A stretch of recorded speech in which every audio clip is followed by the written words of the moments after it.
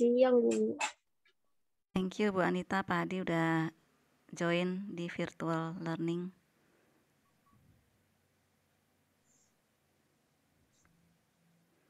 Siang Pak Randy. Siang Pak Miki.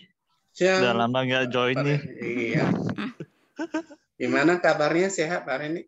Sehat. Udah aku buka video dulu. Ya ini udah lama nih nggak join kelas nih. Iya benar. Sekarang lagi ini kebetulan lagi ini tadi lagi bicara masalah ini work from home itu gimana penilaiannya supaya kita ini kan banyak bos yang harus dia fisik karyawan kan. Sekarang. Nah, makanya gara-gara Elon ini yang bicara ini kurang efektif katanya kalau work from home. Iya. Ini juga saya penilaiannya juga sama sih WFH. Malahan sekarang itu ada istilahnya bukan work from home lagi, work from here. Anywhere ya. Bukan anywhere, hill, neraka. Oh, neraka. Kawat benar. Iya, itu nggak udah sampai di grup-grupnya HRD itu semua bilang ini bukan work from home lagi, work from here. Neraka. Yang work from here itu bukan dari karyawan, malahan dari departemen HR sendiri. Iya. Jatuhnya. Ya, makanya ini memang sih secara tidak langsung memang harus dikontrol bagus sih kalau umpamakan kayak gitu sih. Sebab dari saya itu juga masih pusing untuk apalagi untuk masalah absensi ya. Iya. Nah, ketika kita kan tahu kalau umpamakan pakai aplikasi HRIS itu kan ke record GPS ya. Sama semua nih Anita. Cuma masalahnya dari sana itu ke detect katanya ada yang dari ada yang dari tol, ada yang di mall. Padahal absensi pertama itu dari rumah di situ loh. Nah itu dan absensinya itu masa mereka bisa kerja sampai jam 8, jam 10. Padahal kalau secara karakteristik atau kebiasaan itu mereka tunggu. Iya. Nah itu yang membuat para yang saya sendiri dengan tim-timku sendiri juga sakit kepala ini. Jadi mungkin Pak Miki ada solusi Bu, Pak? Iya kemarin kan ada pertanyaan di ini kan di grup kan kita udah produktivitas ya. Memang yang respon dikit. Cuma memang ada teman saya juga bilang dulu kalau kita kerja di kantor paling kalau yang pulang jam 5 paling jam 6 lah kita udah bisa urus sendiri Kak. Urusan kita kan jam 6 udah bisa. Ini sekarang ada yang malam jam 8 masih meeting katanya. Masih online meeting. Nah, cuma kalau online meeting oke sih bermasalah. Cuma masalahnya hasilnya nggak ada gitu loh. Iya, makanya jadi udah capek di rumah seharian dari pagi sampai sore lah. Malam juga tetap ada kegiatan. Jadi untuk ini ya pribadi itu jadi kayaknya nggak ada, malah lebih panjang kalau dia jam kerjanya. Tapi ya dari manajemen PT beda lagi. Oh gimana kita dia ini kok kayaknya nggak ada kerjaan ini karyawan kita gitu. Cuma dari segi kita nggak usah jauh-jauh ya. Dari segi omset untuk sales ya, kita ngomong sales saja. Dari omset sendiri juga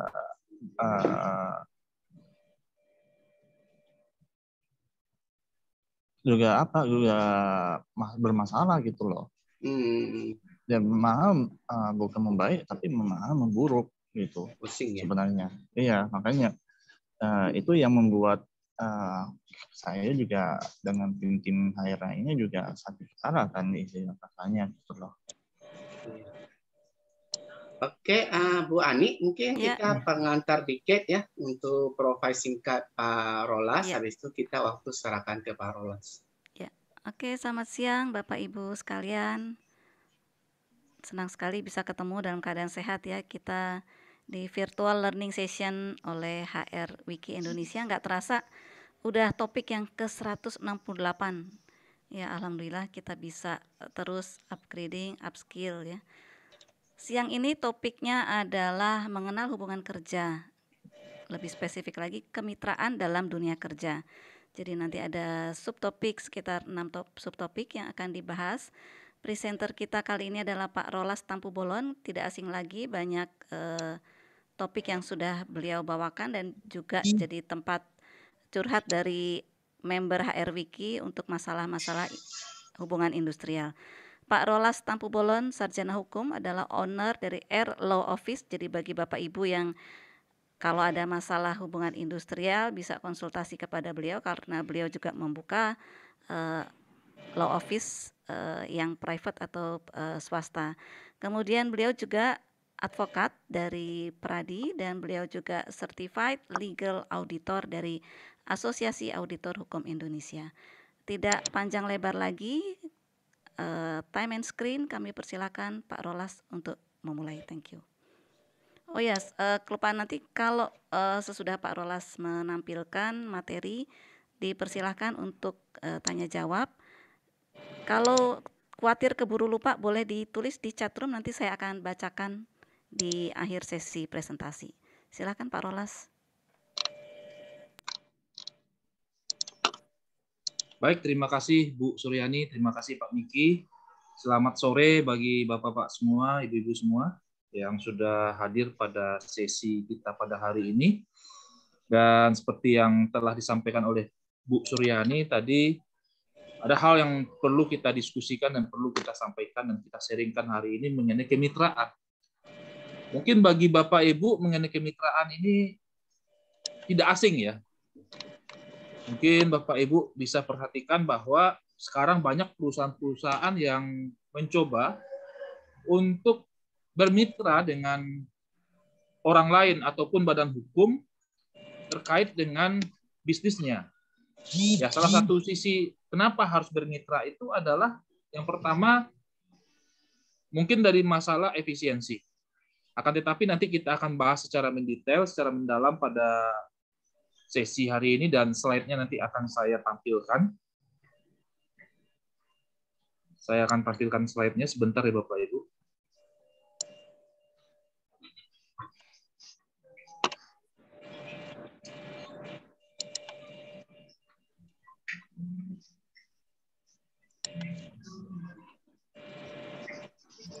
Ya. Sudah kelihatan ya Bapak Ibu ya? Sudah. Baik, terima kasih Pak Miki. Topik kita pada siang hari ini adalah bicara soal hubungan kerja kemitraan dalam dunia kerja.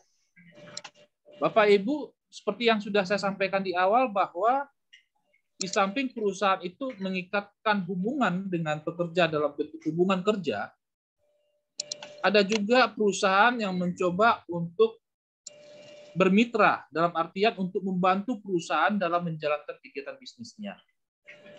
Nah, ini menjadi sebuah pro dan kontra. Apakah diperbolehkan hukum kita itu menjalin hubungan kemitraan dengan perorangan atau perusahaan untuk menjalankan secara bersama-sama, apakah itu operasional perusahaan atau bisnis perusahaan. Nanti kita akan bahas. Jadi pengantar ini mungkin nanti Bapak Ibu bisa memberikan pertanyaan setelah sesi, akan tetapi akan saya sampaikan dulu sesi hari ini, slide-nya akan saya tampilkan semua, nanti kemudian pada sesi terakhir kita akan berinteraksi, sesi tanya-jawab, nanti Bapak Ibu bisa bertanya tidak hanya berkaitan dengan topik pada hari ini, tapi juga nanti bisa menyampaikan topik-topik lain yang seputar ketenagakerjaan atau hubungan industrial. Baik Bapak Ibu, tadi sudah disampaikan, nama saya Rolas Tampu Bolon. Sehari-hari saya beraktivitas sebagai advokat, tapi saya sebelumnya pernah sebagai HR manajer di sebuah perusahaan asing di daerah Kabupaten Bekasi, Bapak Ibu. Kemudian juga merangkap sebagai industrial relation di perusahaan tersebut. Tapi sebelum saya tamat, sebenarnya saya sudah menghandle yang namanya HRD ini, Bapak Ibu. Jadi ada sebuah perusahaan yang membutuhkan jasa. Kebetulan saya waktu itu masih mahasiswa.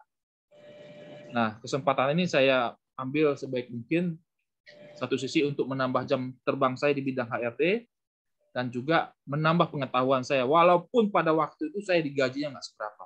Ya namanya juga masih mahasiswa ya Bapak Ibu ya. Target kita waktu itu dapat belajar saja, bukan uang yang kita cari. Tapi ya kita bersyukur dari pengalaman-pengalaman itu menambah wawasan kita di bidang dunia HRD atau di dunia tenaga kerja. Baik Bapak Ibu, kita akan lihat perbedaan hubungan kerja dengan hubungan kerja kemitraan. Untuk slide pertama ini saya akan coba jelaskan tentang kemitraan.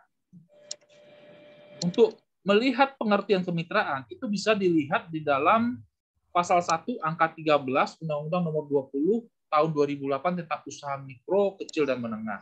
Di situ dikatakan kemitraan adalah kerjasama dalam keterkaitan usaha baik langsung maupun tidak langsung atas dasar prinsip saling memerlukan, mempercayai, memperkuat, dan menguntungkan yang melibatkan pelaku usaha mikro, kecil, dan menengah dengan usaha besar. Nanti Bapak Ibu pengertiannya bisa dilihat di pasal 1 angka 13 Undang-Undang Nomor 20 tahun 2008 tentang usaha mikro, kecil, dan menengah.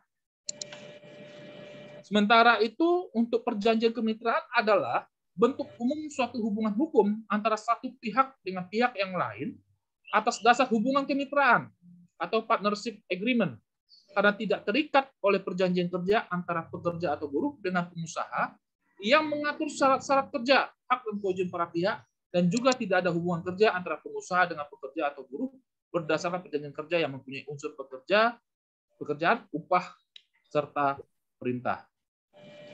Ini pengertian perjanjian kemitraan ini saya kutip dari putusan Mahkamah Agung ya Bapak Ibu. Putusan Mahkamah Agung nomor 164K PDT Sus PHI tahun 2015. Jadi pengertian perjanjian kemitraan ini muncul di pertimbangan putusan Mahkamah Agung tersebut.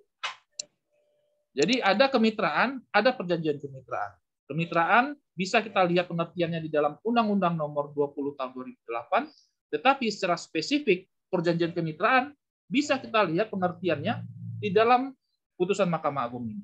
Ini bisa menjadi sebuah informasi dan referensi bagi kita untuk memahami dan mengerti tentang kemitraan. Selanjutnya Bapak Ibu, apa sih yang menjadi perbedaan hubungan kerja dengan hubungan kemitraan? Untuk hubungan kerja itu Bapak Ibu bisa lihat dalam pasal 1 angka 15 Undang-Undang Nomor 13 tahun 2003. Jadi hubungan kerja itu terjadi berdasarkan perjanjian kerja. Ya. Jadi hubungan kerja itu terjadi karena adanya perjanjian kerja. Apakah itu perjanjian kerja waktu tertentu atau perjanjian kerja waktu tidak tertentu. Yang memiliki unsur pekerjaan, upah, dan perintah. Jadi unsur pekerjaan, upah, dan perintah ini sifatnya itu adalah wajib Bapak Ibu. Jadi jika kita memiliki hubungan kerja dengan perusahaan, maka tentu kita dalam melakukan pekerjaan, kita juga dijanjikan upah.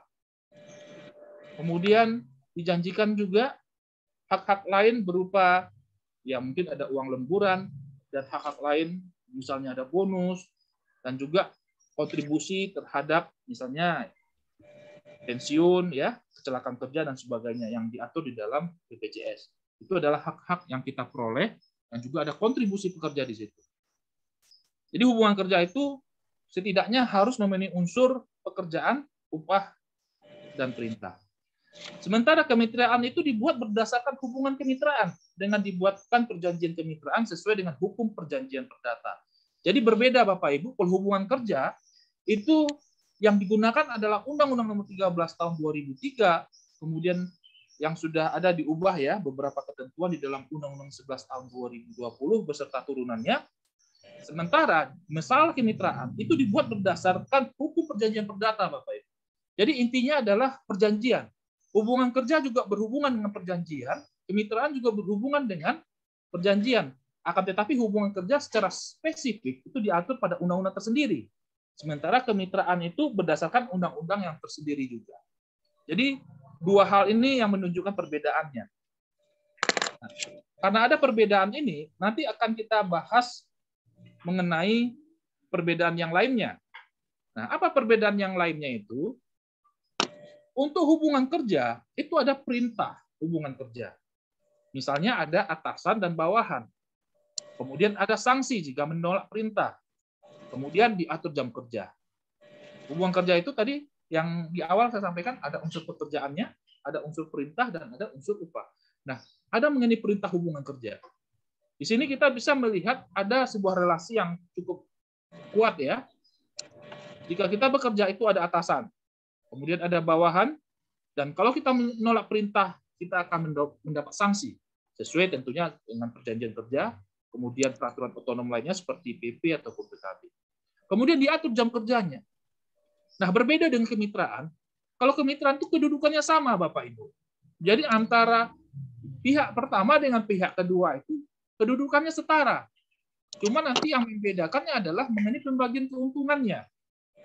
Kedudukan sama, tapi masalah pembagian keuntungan itu perlu negosiasi, perlu pembicaraan di situ, sehingga dikatakan bahwa kemitraan itu adalah hubungan yang menjanjikan atau hubungan untuk mencari untung. Ya. Kemudian di dalam kemitraan itu tidak ada sanksi. Misalnya, kalaupun dia bermitra sebagai misalnya mitranya sebagai marketing atau sebagai sales, maka dia hanya melakukan pekerjaannya untuk menjual produk dari sebuah perusahaan. Kalau misalnya dia tidak memenuhi target, tidak ada sanksi di situ. Ya. Nah, itu perbedaannya. Kemudian jam kerjanya itu fleksibel dan bebas. Dia tidak harus ikut jam kerja setiap hari, ya. Dia bisa masuk kapan saja. Dia tidak terikat dengan ketentuan masuk 7 jam sehari ataupun 8 jam sehari. Dia mau-maunya saja, mau masuk jam berapa. Nah, itulah kemitraan. Jadi perbedaannya cukup jelas, tetapi untuk pekerjaannya biasanya adalah pekerjaan-pekerjaan yang berhubungan dengan bisnis yang sifatnya keluar, meskipun tidak menutup kemungkinan itu juga berkaitan dengan konsultasi dan sebagainya, itu bisa juga kita ikat berdasarkan kemitraan. Alasan perusahaan memilih dan menjalin hubungan kemitraan. Sebenarnya banyak hal yang menyebabkan kenapa perusahaan atau menjalin hubungan kemitraan. Yang pertama adalah efisiensi. Bagi perusahaan-perusahaan baru, Bapak Ibu, perusahaan-perusahaan baru yang mempunyai modal yang terbatas, kemudian bisnisnya itu hanya bisnis untuk menjual sebuah produk, ya. Produk, mungkin dia bukan perusahaan manufaktur atau perusahaan yang menjadikan barang jadi, tapi dia perusahaan trading misalnya. Kalau perusahaan baru, maka dia membutuhkan manpower, tenaga kerja. Akan tetapi untuk menjual produk, dia bisa saja untuk menjalin hubungan dengan kemitraan. Tidak perlu dia merekrut pekerja. Kenapa? Karena kita tahu bahwa upah di negara kita ini upah termasuk yang kompetitif. Ya.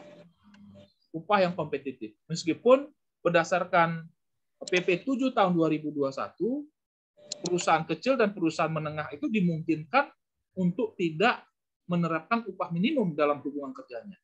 Ya, berdasarkan kesepakatan. Akan tetapi memang kalau perusahaannya ada perusahaan yang baru berdiri, perusahaan yang mempunyai modal yang terbatas, perusahaan yang ingin eksis, ya, memang salah satunya adalah menjalin hubungan kemitraan, khususnya untuk tenaga-tenaga penjualnya, ya, tenaga marketingnya atau salesnya, sehingga dia tidak terbeban untuk masalah upah yang terlalu besar. Lalu kemudian alasan perusahaan memilih ataupun menjalin hubungan kemitraan adalah tidak terikat hubungan kerja. Di awal saya katakan bahwa jika hubungan kerja itu punya konsekuensi yang sangat besar. Salah satunya adalah upah. Upah yang cukup kompetitif dan juga hak-hak lain. Sehingga jika perusahaan bermitra dengan orang lain atau dengan badan hukum, setidak-tidaknya itu meringankan perusahaan dalam hal masalah anggaran atau masalah biaya. Yang pastinya alasan perusahaan memilih atau menjalin hubungan kemitraan adalah saling menguntungkan. Ya, saling menguntungkan. Jadi tidak ada yang dirugikan di situ. Ada 3 hal ini yang sangat mungkin yang saya amati menjadi alasan kenapa perusahaan memilih dan menjalin hubungan kemitraan. Mungkin Bapak Ibu bisa mempunyai alasan-alasan lain, mungkin ada dalam pandangan Bapak Ibu, mungkin nanti kita bisa sharing di situ. Tapi setidaknya yang saya perhatikan ada 3 hal ini yang sekarang ini menjadi sebuah fenomena, menjadi sebuah terobosan-terobosan yang dilakukan perusahaan dalam mengembangkan usahanya. Yaitu salah satunya adalah bagaimana menjadi hubungan kemitraan. Lalu kemudian pengaturan kemitraan itu bisa kita lihat di dalam KUH Perdata ya Bapak Ibu. Kalau untuk kemitraan itu bisa dilihat dalam KUH Perdata yaitu di pasal 1320. Karena di awal kemitraan itu adalah berdasarkan perjanjian. Jadi harus memenuhi syarat-syarat ya. Syarat sahnya suatu perjanjian yang diatur dalam pasal 1320. Apa itu syarat-syarat perjanjian? Ya tentu yang pertama sepakat ya. Kemudian ada hal-hal lain yang sudah disepakati secara bersama-sama. Nah, kemudian ada kecakapan para pihaknya. Kecakapan maksudnya adalah para pihak itu punya legal standing untuk membuat sebuah perjanjian. Lalu kemudian mengenai objek perjanjian itu. Objek perjanjian itu misalnya apa, Bapak Ibu? Misalnya perusahaan A mau menjual produk atau mau merekrut orang untuk tujuan-tujuan tertentu. Asalkan objeknya itu adalah tidak bertentangan dengan hukum. Nah, objeknya itu apa? Yaitu ya pekerjaan, bisnis, dan sebagainya. Lalu kemudian bahwa bisnis ataupun objek pekerjaan itu tidak bertentangan dengan hukum. Ya. Nah, itu yang kenapa diatur dalam pasal 1320 seperti itu. 4 hal itu harus wajib diatur di dalam perjanjian kemitraan. Lalu kemudian diatur juga dalam pasal 1338, yaitu perjanjian kemitraan itu menjadi undang-undang bagi para pihak yang membuatnya. Jadi ini yang disebut dengan azas kebebasan berkontrak, Bapak Ibu. Jadi setiap yang mereka yang bersepakat kemudian membuat perjanjian, maka itu berlaku sebagai undang-undang bagi mereka yang membuat. Nah, kemudian mengenai kemitraan dalam hukum positif kita itu diatur dalam PP 7 tahun 2021. Ya, PP 7 tahun 2021 ini bicara soal kemudahan dalam pemberdayaan usaha kecil ya Bapak Ibu, usaha kecil menengah yang merupakan turunan dari Undang-Undang 20 tahun 2008 tadi. Jadi PP 7 tahun 2021 ini merupakan satu paket sebenarnya dengan PP 35. Jadi PP 7 tahun 2021 ini adalah produk dari Undang-Undang Cipta Kerja juga. Nah, itu bisa dilihat di dalam pasal 106, pasal 113, kemudian di pasal 116 soal kemitraan. Nah, ini contoh pekerjaan yang dapat dilakukan dengan hubungan kemitraan, Bapak Ibu. Salah satunya adalah transportasi. Mungkin Bapak Ibu pernah menaiki transportasi online ya. Nah, itu adalah kemitraan. Kemudian transportasi lainnya adalah di bidang logistik. Nah, itu bisa diikat dengan perjanjian kemitraan. Kemudian di bidang transportasi lain yang memang tidak terikat secara hubungan kerja, tapi bisa diikat berdasarkan kemitraan. Lalu kemudian sales atau marketing. Nah, sales atau marketing ini bisa dijalin dengan hubungan kemitraan, Bapak Ibu. Sebelum saya menyampaikan materi ini, saya coba melakukan penelitian-penelitian berdasarkan putusan-putusan pengadilan. Jadi saya ini termasuk senang, Bapak Ibu, kalau ada tidak hanya membaca undang-undang saja, tapi saya juga mau menambah referensi-referensi yang ada dalam putusan-putusan pengadilan. Jadi putusan-putusan pengadilan itu memecahkan kasus-kasus konkret. Ya, kalau undang-undang mungkin masih bisa kita perdebatkan, tetapi dalam kasus-kasus konkret itu bisa kita lihat contoh-contoh kasusnya. Jadi contoh pekerjaan yang dilakukan dengan hubungan kemitraan ini adalah hasil dari penelitian saya dengan membaca putusan-putusan pengadilan. Nah, untuk bidang transportasi seperti sopir ternyata itu bisa dihubungkan dengan kemitraan. Kemudian dengan sistem sales marketing juga bisa ternyata. Jadi sales marketing ini tidak harus diikat dengan hubungan kerja, tapi juga bisa diikat berdasarkan hubungan kemitraan. Kemudian dokter, ternyata dokter juga bisa dihubungkan kemitraan, Bapak Ibu. Lalu yang agen asuransi itu juga ternyata bisa dengan jalinan hubungan kemitraan. Lalu pada intinya saya temukan adalah segala sesuatu itu bisa dihubungkan di hubungan kemitraan selama tidak ada perjanjian kerjanya. Nah, itu kesimpulan saya.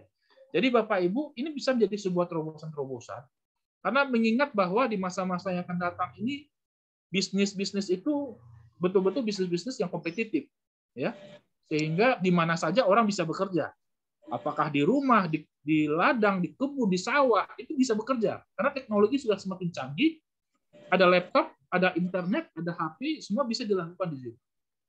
Nah, salah satunya juga konsultan itu bisa ya Bapak Ibu, konsultan, apakah dia konsultan hukum, HRD, ya, itu juga bisa terikat dengan hubungan kemitraan atau hubungan kerjasama. Nah, semuanya bisa selama tidak terikat dengan perjanjian kerja. Akan tetapi ini mungkin akan menjadi pro dan kontra. Bahwa, loh kok itu kayaknya seperti hubungan kerja. Nah, kita harus pintarnya, kita harus bisa memahami bahwa hubungan kemitraan itu jangan ada yang menggunakan istilah-istilah dalam dunia kerja atau dalam hubungan kerja atau yang mengatur tentang perusahaan dengan pekerja, ya, atau yang mengatur tentang undang-undang ketenagakerjaan. Itu sedapat mungkin harus dihindari. Supaya apa? Supaya jelas bahwa ini adalah hubungan kemitraan, bukan hubungan kerja. Jadi Bapak Ibu, ini bentuk contoh sederhana dari hasil pengamatan saya dengan melihat beberapa putusan-putusan pengadilan bahwa ternyata transportasi itu bisa dijalin secara kemitraan. Kemudian sales atau marketing ternyata bisa dijalin dengan kemitraan. Nah, intinya adalah yang tidak terikat dengan perjanjian kerja itu bisa dihubungkan dengan kemitraan.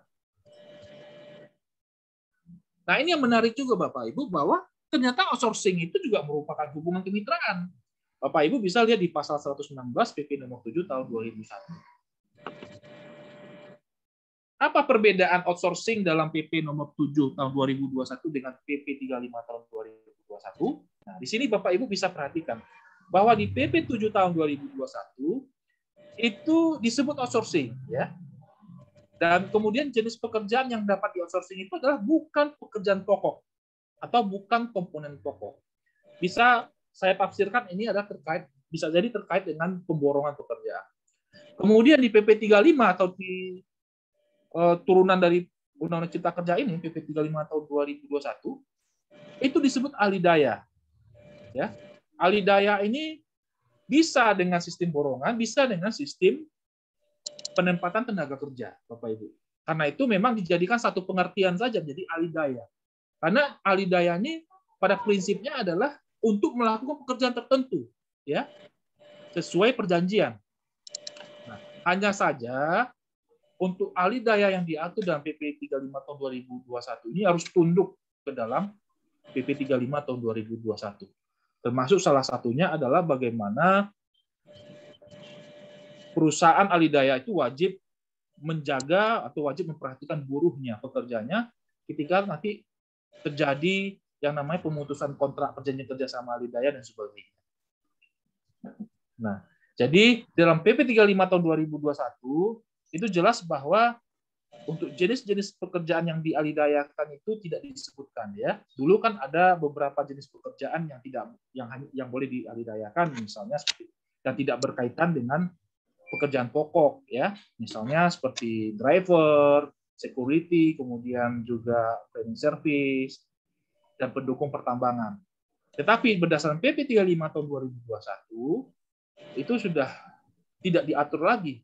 Artinya perusahaan dapat merekrut ahli daya untuk semua jenis pekerjaan.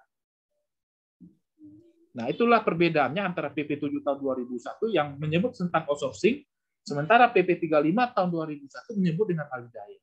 Lalu mana kalau kita sebagai praktisi HRD, lalu mana yang mau kita pakai? Ya, kedua-duanya bisa kita pakai karena ini kan undang-undang, peraturan pemerintah yang resmi. Bisa kita pakai PP 7 tahun 2001 juga bisa, kemudian PP 35 tahun 2021 juga bisa. Hanya saja perhatikan masalah izin-izin dari perusahaan-perusahaan outsourcing dan ahli daya tersebut. Kemudian status badan hukumnya juga harus jelas, ya. Jangan nanti kita salah memilih perusahaan outsourcing atau ahli daya, justru yang terjadi adalah perusahaan pengguna ahli daya itu harus menjadikan pekerja ahli daya itu sebagai karyawan tetap. Ini banyak kasus. Beberapa waktu yang lalu, itu ada perusahaan yang minta bantuan ke saya di sebuah daerah di sana, ya. Itu perusahaan didatangkan didatangi oleh pengawas, Bapak Ibu. Jadi perusahaan ini tidak tahu menahu sebenarnya, tetapi didatangi oleh pengawas. Nah, kemungkinan besar adalah masalah penggunaan alidaya. Jadi saya tanya, Bapak sebagai direktur, ini perusahaannya ini menggunakan alidayanya sudah sesuai dengan undang-undang belum? Oh sudah katanya. Ya sudahnya bagaimana? Karena kalau untuk merekrut perusahaan alidaya itu wajib harus berbadan hukum. Perusahaan ini kaget, direktur ini kaget. Waduh Pak, saya menggunakan alidayanya bukan direktur, bukan PT, tapi perorangan. Nah di situ saja sudah kena. Pantasan Bapak ini perusahaan dilaporkan karena dari segi pemilihan perusahaan alidayanya saja atau outsourcing itu sudah salah. Perusahaan itu wajib memilih perusahaan alidaya yang berbadan hukum, ya, PT misalnya. Kemudian wajib harus ada izin-izinnya. Nah, kemudian diikat dalam bentuk apakah PKWT atau PKWTT pekerjanya itu menjadi tanggung jawab dari perusahaan alidaya. Jadi bagaimana Pak? Nah, ini bisa menjadi sebuah pembelajaran Bapak Ibu bahwa memilih perusahaan alidaya itu wajib harus memenuhi beberapa hal. Yang pertama, perusahaan itu harus wajib yang dipilih adalah yang berbadan hukum. Lalu yang kedua, mempunyai izin-izinnya untuk menyelenggarakan outsourcing ataupun alidaya. Dua ini sangat penting sekali. Karena kalau misalnya nanti kedua hal yang tidak ada, ini akan menjadi sebuah masalah di kemudian hari dalam penerapan outsourcing atau alidaya di perusahaan. Jadi ini menjadi perhatian dan fokus utama dalam memilih perusahaan alidaya atau outsourcing. Selanjutnya adalah mengenai syarat hubungan kerja kemitraan, Bapak Ibu. Ya, pastinya ya, hubungan kerja kemitraan ini berdasarkan perjanjian. Nah, para pihaknya bisa berbadan hukum atau tidak berbadan hukum. Nah, kemudian sepakat untuk membuat perjanjian, lalu dalam perjanjian itu harus memuat syarat subjektif. Syarat subjektif itu apa? Itu para pihak yang membuat perjanjian. Jangan misalnya kalau anak-anak di bawah yang masuk kategori anak-anak itu tidak boleh membuat perjanjian. Nah, itu nggak boleh Bapak Ibu. Jangan nanti buat perjanjian ternyata usia anaknya usia 15 tahun gitu. Nah, itu nggak boleh. Jadi harus dewasa atau cakap secara hukum. Itu masuk dalam syarat subjektifnya. Kemudian syarat objektifnya. Objektif itu apa? Pekerjaan kemitraannya itu seperti apa? Misalnya sebagai sales kah? Atau sebagai driver kah? Atau sebagai tenaga marketing kah? Atau sebagai konsultan kah? Nah, itu harus jelas disebutkan di dalam perjanjian kemitraannya. Lalu hak dan kewajiban para pihak itu jangan lupa dicantumkan. Ya, bicara hak dan kewajiban ya tentu kalau misalnya hak dari perusahaan yang mau menggunakan kemitraan, itu apa haknya? Diatur dalam perjanjian itu. Kemudian apa kewajibannya juga? Diatur dalam perjanjian tersebut. Lalu jangan lupa kegiatan usahanya apa. Ya, perusahaan itu kegiatan usahanya apa, dan per orang itu dia punya kegiatannya apa. Itu harus dicantumkan di dalam perjanjian. Lalu jangka waktu kemitraannya, apakah setahun atau 2 tahun? Nah, itu diserahkan kepada pihak untuk mencantumkan di dalam perjanjian kemitraannya. Lalu jangan lupa jangka waktu dan mekanisme pembayarannya bagaimana. Ya. Bagaimana mengatur mengenai jangka waktu dan mekanisme pembayaran. Dan kemudian yang terakhir adalah penyelesaian perselisihan. Jadi Bapak Ibu, ini yang membedakannya ya. Yang pasti bahwa salah satu syarat untuk menjalin hubungan kerja kemitraan itu adalah memang perjanjian. Dan kita harus ingat bahwa perjanjian kemitraan ini statusnya adalah sama ya. Kedudukan yang setara. Berbeda dengan perjanjian kerja. Sepintas memang perjanjian kerja itu kedudukannya sama. Akan tetapi kita harus ingat bahwa unsur dari salah satu perjanjian kerja itu, unsur hubungan kerja itu adalah mengenai perintah. Jadi kita bisa melihat bahwa meskipun secara wujudnya itu adalah setara, tetapi karena ada unsur perintah membuat hubungan kerja itu seperti hubungan yang tidak berimbang. Ada atasan, ada bawahan. Makanya dibuat dalam undang-undang khusus, yaitu Undang-Undang 13 tahun 2003. Tetapi mengenai hubungan kemitraan itu dia sederajat, selevel dia. Ya. Maksudnya adalah tidak ada di atas, tidak ada di bawah. Ya, nama saja bermitra, berarti sama-sama untung, sama-sama mencari keuntungan yang sangat besar dalam hubungan kemitraan itu. Jadi tidak ada yang dirugikan di situ. Dan dia tidak tunduk pada syarat dan ketentuan yang berlaku baik dari perusahaan ataupun dari pihak yang bermitra atau mereka yang menyerahkan dirinya untuk bermitra. Itu perbedaannya Bapak Ibu. Lalu kemudian sistem kerja hubungan kerja kemitraan. Nah, yang pastinya adalah setelah terikat hubungan kerja kemitraan berdasarkan perjanjian, maka yang harus dilakukan adalah ya tentu melakukan pekerjaan atau melakukan kegiatan. Misalnya di bidang transportasi sebagai driver, dia harus menyopiri ya, membawa kendaraan. Kemudian dia sebagai tenaga penjualan atau sales ya, tentu kegiatannya adalah melakukan pekerjaan dan menjual produk dari pihak perusahaan. Lalu kemudian dalam melakukan pekerjaannya itu dia tidak mendapat perintah langsung dari mitranya, ya.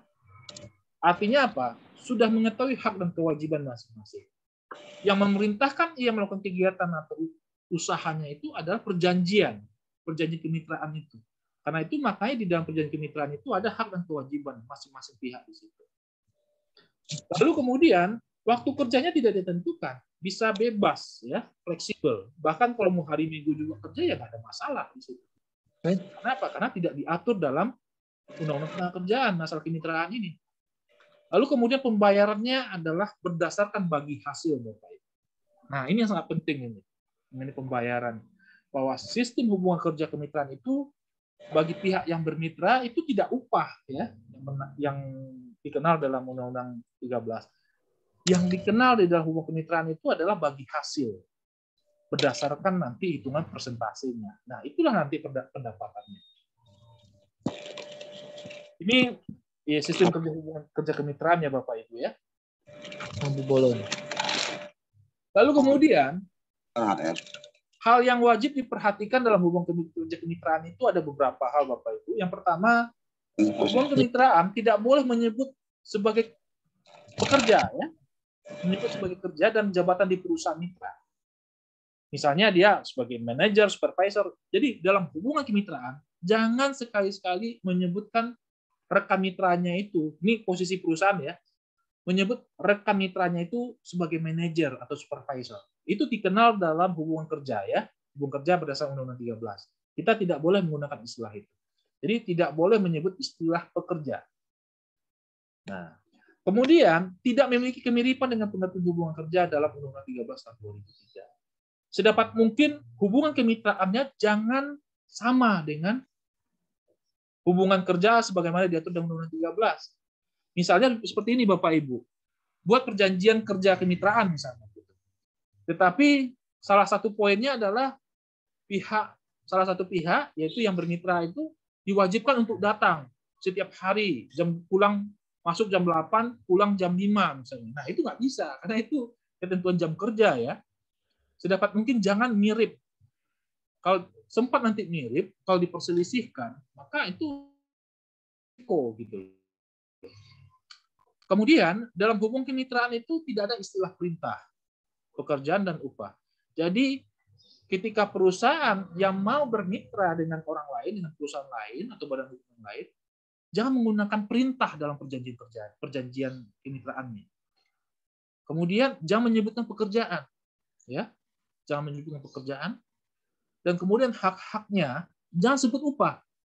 Karena kalau sempat sebut upah, itu hampir sama dengan pengertiannya dengan hubungan kerja yang diatur dalam Undang-Undang 13 tahun 2003. Jadi wajib kita hindari istilah-istilah itu. Ya, supaya nanti jelas bahwa ini adalah hubungan kemitraan, bukan hubungan kerja. Nah, lalu kemudian tidak boleh menyebut upah. Kenapa tidak boleh menyebut upah? Karena upah itu dikenal dalam Undang-Undang 13 tahun 2003. Jadi yang bisa disebutkan dalam kemitraan itu adalah penghasilan, ya, misalnya komisi ataupun bagi hasil, atau RIT kalau bidang transportasi, ya, berapa RIT berangkatnya, berapa dia ini, nah itu namanya kalau bidang transportasi, misalnya di bidang misalnya logistik ya, atau di bidang-bidang yang pengantaran itu, kontainer dan sebagainya itu biasanya kan dikenal dengan istilahnya RIT. Nah itu boleh disebut seperti itu dalam perjanjian kemitraan. Tapi tidak boleh menyebut upah, karena kalau upah itu kan istilah-istilah yang menunjukkan bahwa itu adalah hubungan kerja. Sedapat mungkin jangan kita gunakan istilah itu. Nah, bagaimana cara menghitung bagi hasil atau komisi Bapak Ibu, ini sangat penting sekali. Bagaimana cara menghitung bagi hasil atau komisi? Yang pastinya adalah untuk menghitung komisi atau hasil, bagi hasil itu adalah berdasarkan sistem persentase. Dari pengamatan saya sebagai seorang advokat dan juga kasus-kasus hukum yang berkaitan dengan kemitraan ini, ternyata hubungan kemitraan itu bisa dilakukan dengan sistem bagi hasil atau komisi, misalnya 60% ya dari penjualan.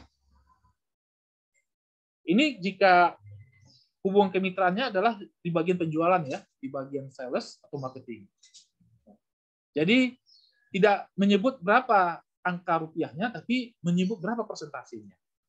Karena mengenai rupiahnya nanti bisa diketahuan ketika berapa yang bisa dijual. Nah, ketika berapa dijual, kemudian dihitunglah persentasenya berapa di situ. Nah, barulah dari persentase itu bisa dirupiahkan berapa dia dapat.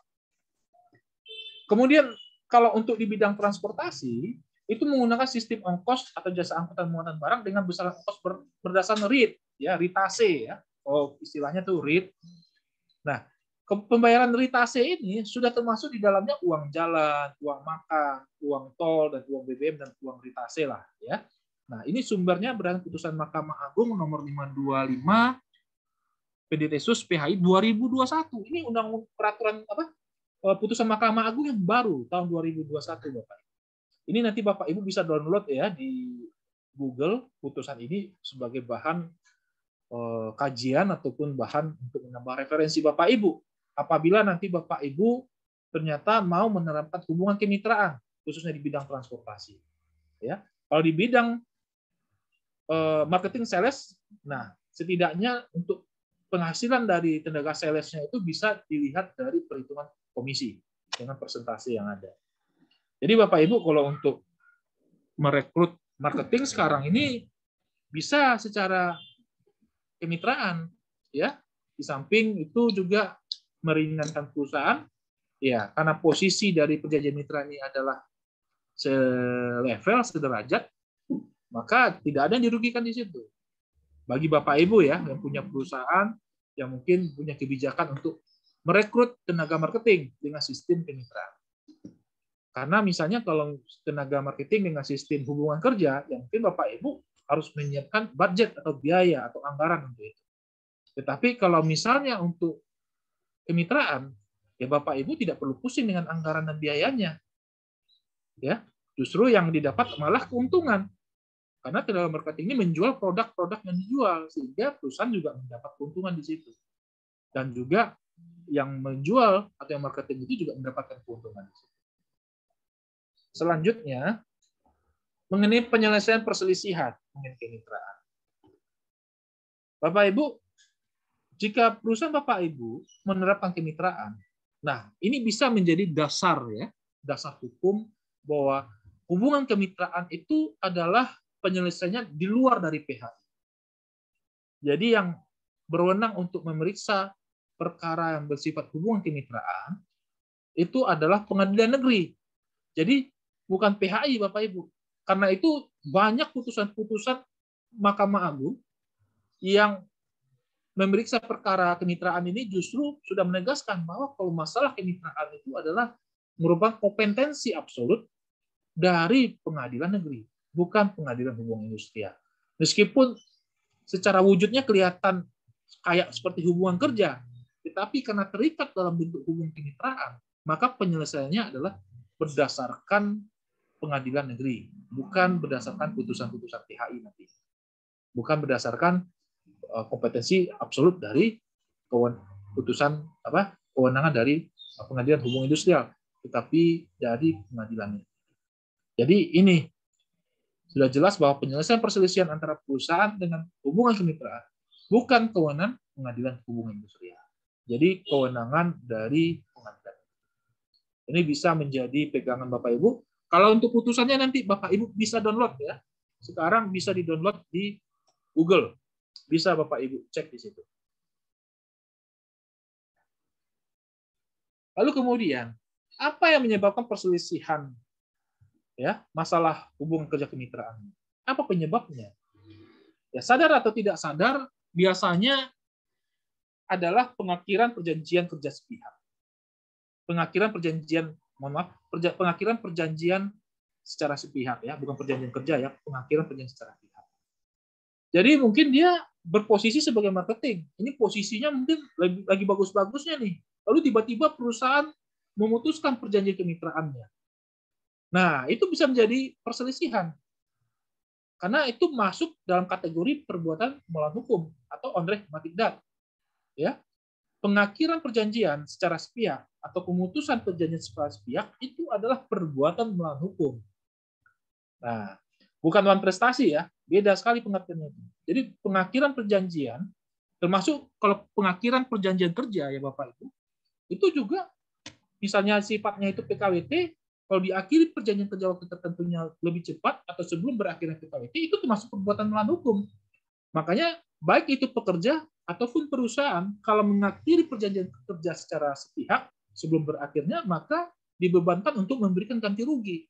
Nah, begitu juga kalau misalnya dalam perjanjian kemitraan ini diakhiri perjanjian kerja kemitraannya lebih cepat, belum berakhir, maka itu menjadi konflik, bisa menjadi perselisihan. Dan bisa juga yang mengakhiri itu dituntut ganti rugi. Berapa ganti ruginya? Ya, itu nanti ada formulanya ya Bapak Ibu, yang mungkin bisa digunakan oleh pihak yang merasa dirugikan oleh pengakhiran perjanjian tersebut. Kemudian salah satu pihak itu wan prestasi.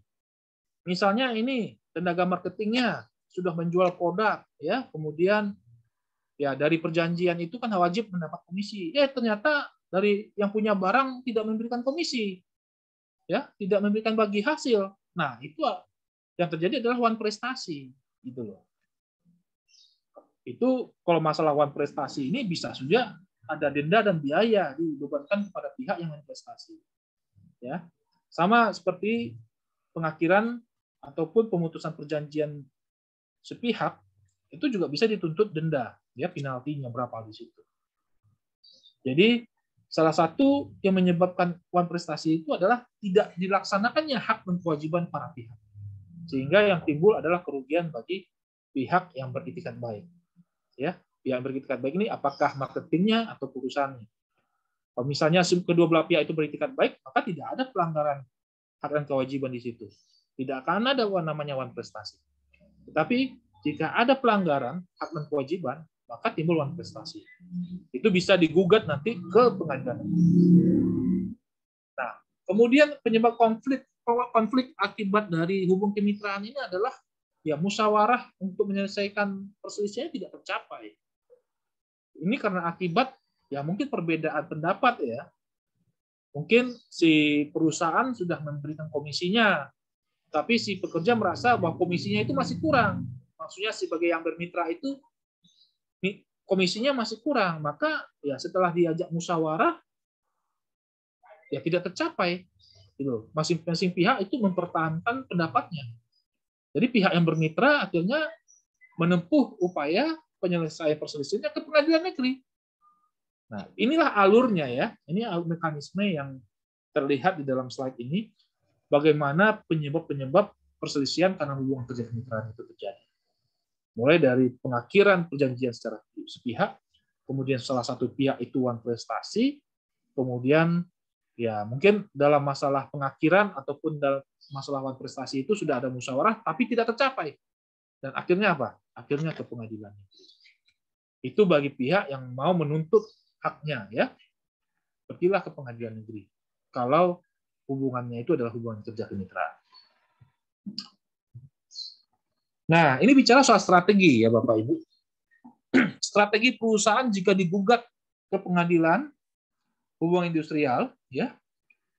Apabila terjadi perselisihan hubungan kerja kemitraan. Ya, yang pertama adalah kalau perusahaan sudah benar dalam artian hak-hak sudah diberikan kepada pihak yang bermitra itu, maka perusahaan bisa menolak bipartit. Ya, bisa menolak bipartit. Kenapa? Karena tadi di awal bahwa kompetensi absolut dari hubungan kemitraan ini adalah pengadilan negeri. Jadi bukan PHI. Jadi perusahaan bisa menolak. Tapi kalau ingin juga meneruskan, ya bisa saja. Ya, kalau hanya untuk upaya untuk menyelesaikan, ya bisa saja untuk bipartit. Karena ujung-ujungnya nanti perusahaan akan menang juga. Nah, bisa menolak bipartit. Nah, kalau misalnya menolak bipartit, nanti yang bermitra itu misalnya mengajukan ke mediasi. Ya udah, perusahaan juga bisa menolak mediasi. Nah, kalau misalnya sampai ke PHI, nanti perusahaan bisa mengajukan eksepsi, ya, mengenai kompetensi absolut. Apa itu kompetensi absolut?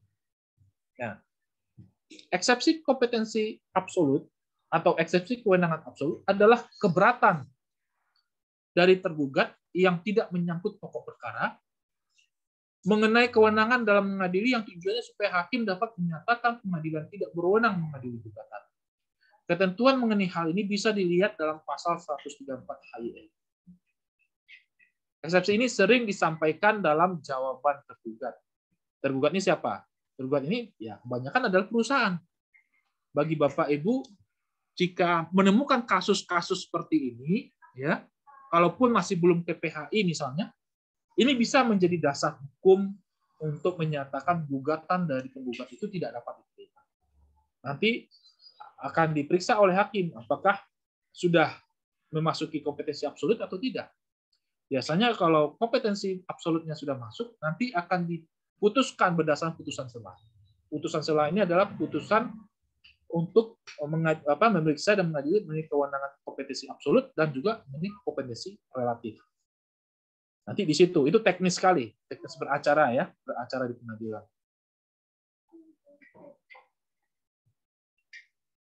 Nah, Bapak Ibu, apa yang menjadi kompetensi absolut dari pengadilan hubungan industrial itu? Nah, yang menjadi kompetensi absolut dari pengadilan hubungan industrial itu adalah yang pertama, memeriksa perkara yang berkaitan dengan jenis perselisihan, yaitu jenis perselisihan hak, kemudian jenis perselisihan PHK, kemudian jenis perselisihan kepentingan, dan juga ini perselisihan antar serikat pekerja atau serikat buruh. Hanya saja di perusahaan ada 3 perselisihan yang sering, yaitu ya perselisihan tentang PHK, kemudian perselisihan tentang hak, kemudian perselisihan tentang kepentingan.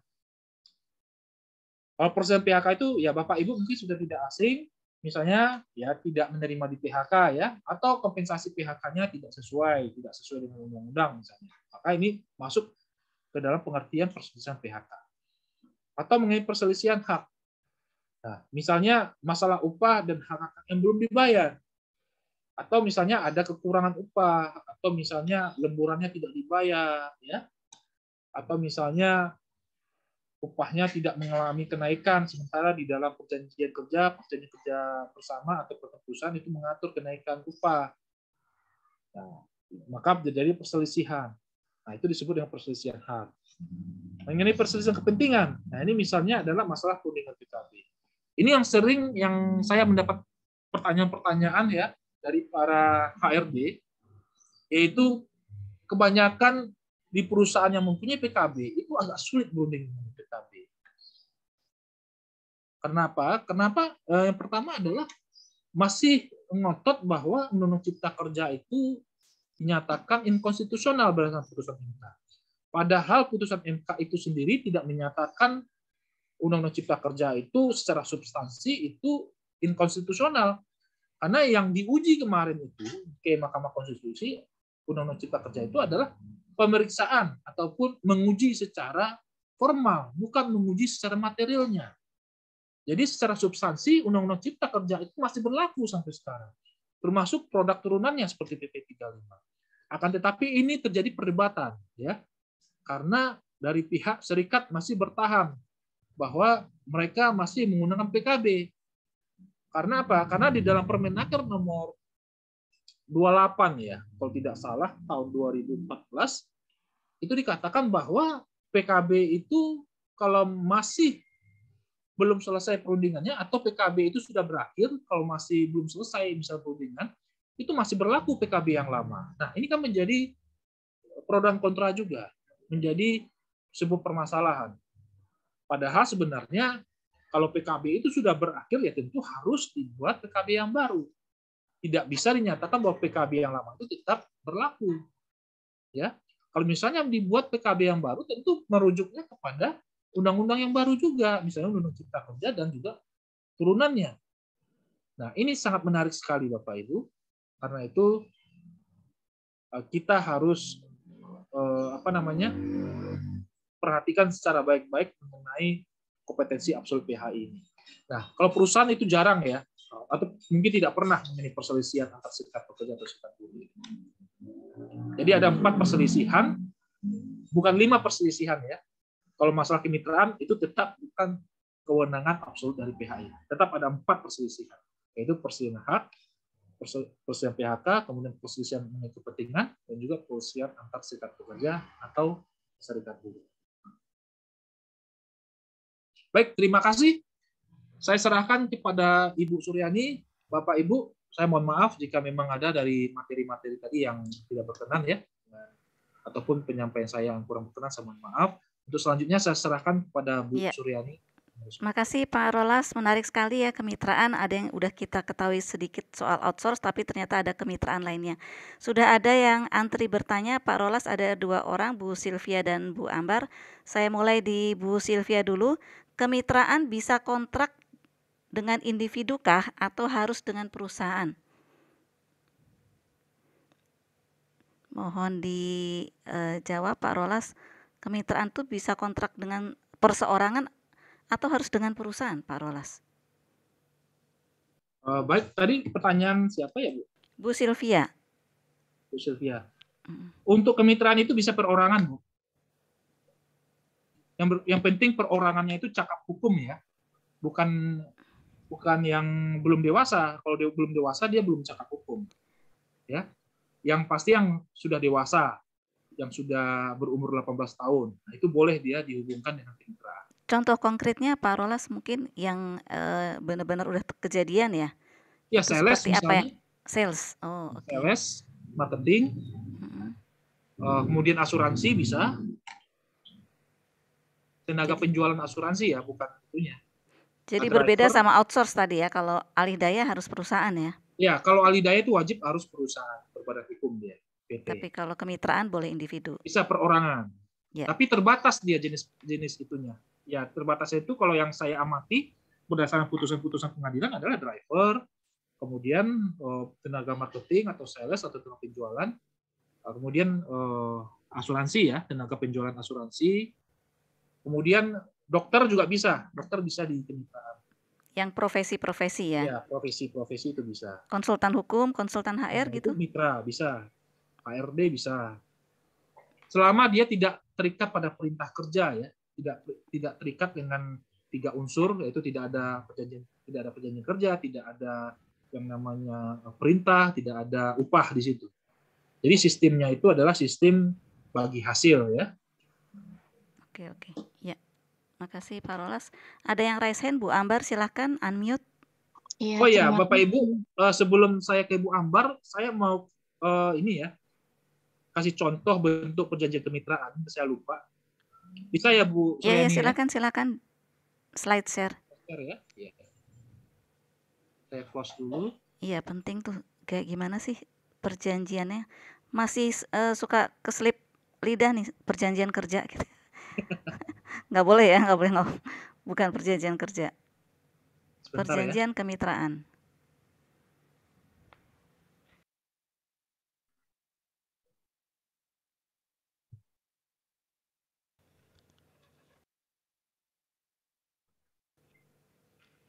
Mudah-mudahan contohnya ada sekalian yang ditanya. Ada pertanyaan Pak Hidayat, non-disclosure agreement. Mudah-mudahan contohnya ada ya sekalian.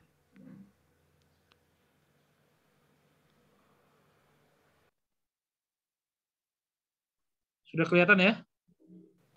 Ya, sudah. Mungkin bisa digedein dikit. Oh ya. Sudah kelihatan, Bu? Yes. Ya, ini contoh sederhana ya Bapak Ibu ya. Contoh sederhana perjanjian kerjasama kemitraan. Nah, di sini perjanjian kemitraan itu bisa sebagai penjualan ya, sebagai jasa transportasi atau jasa apa gitu loh, tenaga sales. Nah, jangan kalau bisa ya disebutkannya kegiatannya apa di pasal 1-nya ya. Kemudian, nah mekanisme kegiatannya seperti apa. Jadi misalnya dia sebagai tenaga sales, nah ini bisa kita lihat di mekanisme kegiatannya. Misalnya pihak kedua yaitu perorangan itu ya, yang sebagai sales itu diizinkan untuk mengambil produk milik pihak pertama di gudang dengan syarat pihak kedua wajib menghubungi pihak pertama terlebih dahulu. Kemudian pengambilan produknya itu dapat dilakukan setiap hari kerja, misalnya Senin sampai Jumat pukul berapa. Nah, itu cuma mengambil ya, bukan untuk hadir atau untuk absen, bukan ya, tapi hadir untuk mengambil barangnya. Nah, kemudian untuk membawa barangnya itu ya wajib menyediakan transportasinya sendiri ya. Kemudian untuk menjual produk itu, produk perusahaan yang bermitra, itu diserahkan kepada salesnya bagaimana dia cara menjualnya. Jadi bagi pihak perusahaan itu tidak intervensi di situ.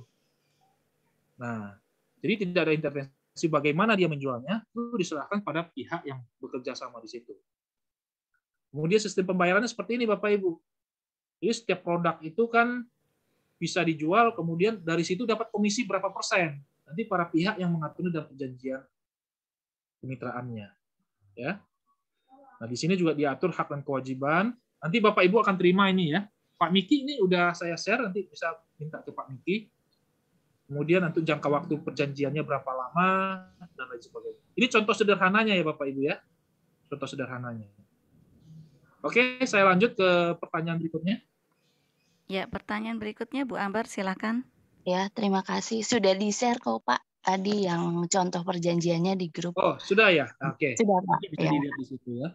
Oke, Pak Rolas, ada 2 hal mungkin ya besarnya. Yang pertama adalah tadi disebutkan outsourcing itu mitra, tapi saya mengkonfirmasi saja. Artinya antara pengguna jasa outsourcing dengan perusahaan outsourcing itu yang dimaksud mitranya kan, kerjasama mitranya. Tapi apakah bisa perusahaan outsourcing dengan tenaga kerjanya memungkinkan juga tidak dengan hubungan kemitraan itu kan. Terus itu satu.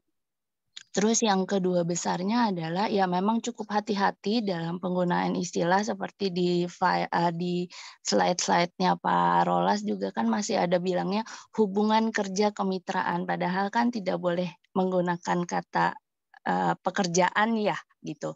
Jadi di perjanjian itu kan pokoknya nggak boleh ada pekerjaan, perintah dan upah ya. Nah, berarti kan dalam perjanjian kemitraan itu kata-kata tersebut harus kita hati-hati, seperti contohnya apakah pekerjaan harus kita ganti dengan kegiatan gitu kan supaya nggak terselip ya, slip. Terus di situ juga kalau misalnya sales itu kan jelas komisi dari harga jual. Terus kemudian kalau driver juga dengan ritasi kan, berapa rit dalam sehari dia bisa penuhi. Nah kalau konsultan Pak, seperti kita, konsultan HR, konsultan hukum gitu kan bisa menggunakan perjanjian kemitraan. Nah bentuk timbal baliknya apa kalau kita nggak bisa sebut mitra, karena komisi juga kan nggak mungkin atau nggak tepat atau nggak tahu ya saya gitu. Apakah bisa diganti dengan jasa? Karena salah satu unit bisnis di tempat saya selain outsourcing juga pengelolaan bangunan bertingkat itu juga ada kegiatan konsultan sertifikasi. Nah kalau misalnya saya punya beberapa untuk proyek konsultan tapi masih perlu juga untuk tambahan. Nah, saya mau mendesain itu menjadi kemitraan gitu. Walaupun memang ada dari pengalaman juga akan ada dampak positifnya ya, teman-teman kalau kita akan menggunakan kemitraan karena dia akan bisa pergi kapan saja sementara keilmuan kita spesialisasinya kita bisa diambil gitu kan. Walaupun tadi ada pertanyaan bisa non-disclosure agreement atau tidak, itu nggak jadi jaminan karena kan ada spesialisasi tertentu biasanya kalau konsultan gitu. Nah itu bentuk jasanya, bentuk timbal baliknya apa ya Pak tepatnya gitu kan? Karena apakah bisa dengan biaya jasa, misalnya dia harus misalnya dia terlibat mitra dengan melakukan proyek sertifikasi yang durasinya misalnya 3 bulan gitu kan. Nah itu kan nanti ada presentasi pekerjaan. Nah itu sebutannya apa ya di dalam perjanjiannya gitu Pak Rolas. Terima kasih sebelumnya. Baik, terima kasih Bu Ambar. Untuk pertanyaan tadi yang pertama adalah mengenai tenaga kerja outsourcing-nya itu ya Bu ya. Iya Pak, betul. Kalau pengguna outsourcing dengan perusahaan ke outsourcing kan memang mitra ya kita ya. Nah, betul. Cuma dari perusahaan outsourcing ke bawahnya gitu, ke pelaksananya yang akan dikirim itu apakah memungkinkan juga pakai mitra? Karena di situ kan juga pasti ada salah satunya driver gitu. Iya, bisa saja Bu, dia sebagai mitra. Bisa saja. Misalnya kalau dia, misalnya outsourcing-nya apa? Misalnya penyediaan tenaga sales, ya kan? Misalnya gitu. Ya. Nah, bisa saja dia bermitra dengan tenaga kerjanya itu, gitu. Karena kan seperti yang tadi di slide saya sampaikan, kalau outsourcing, ya istilah outsourcing ini kan ditemukan di dalam PP nomor 7 tahun 2021. Itu bicara soal jenis usaha mikro atau kecil dan menengah, ya. Di situ kan dikatakan bahwa perusahaan dapat bermitra jika memang mitranya itu bergerak di bidang outsourcing yang tidak terkait dengan pekerjaan pokok ataupun pekerjaan utamanya. Nah, kalau saya lihat di sini memang dari perkataan seperti itu, dari kalimat seperti itu, ini seperti pemborongan pekerjaan ya, Bu ya. Betul. Seperti pemborongan pekerjaan. Tapi dia tidak menyangkut pokok utamanya pekerjaan. Misalnya ya bagian kebun ya, mungkin mengoutsourcingkan untuk melakukan pekerjaan di bidang apa namanya itu pembersihan ya, ataupun di bidang kerapihan halaman kantornya dan sebagainya lah gitu. Itu contoh sederhananya. Nah, berarti itu bisa dimitrakan juga ya? Bukan, itu misalnya kalau untuk pemborongan pekerjaan. Jenis pemborongan pekerjaan ini kan banyak ya.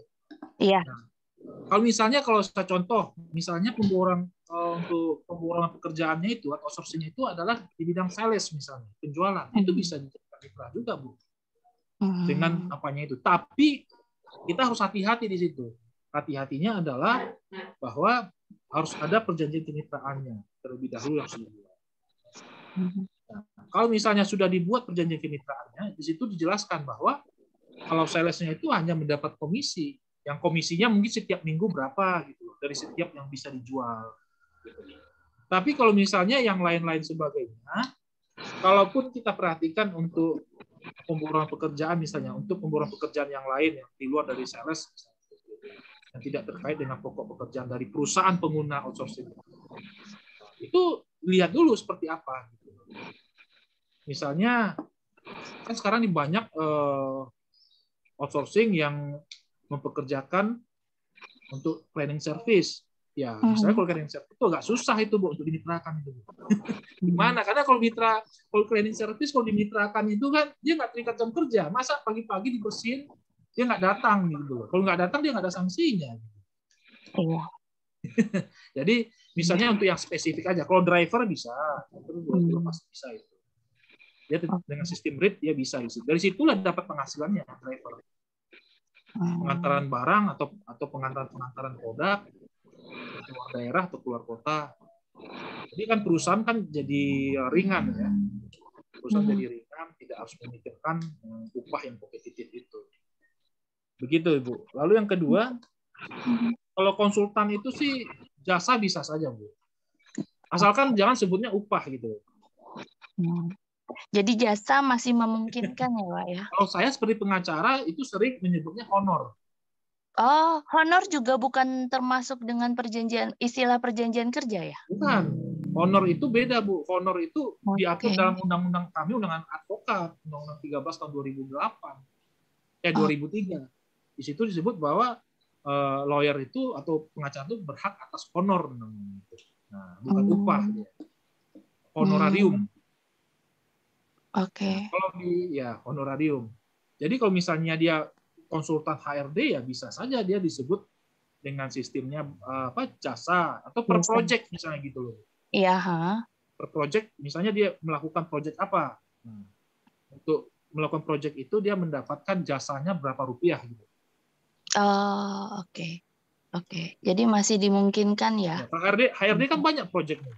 Misalnya per item membuat PKWT misalnya. Misalnya dalam sebulan buat PKWT 10. Berapa nilai proyeknya itu gitu. Oke.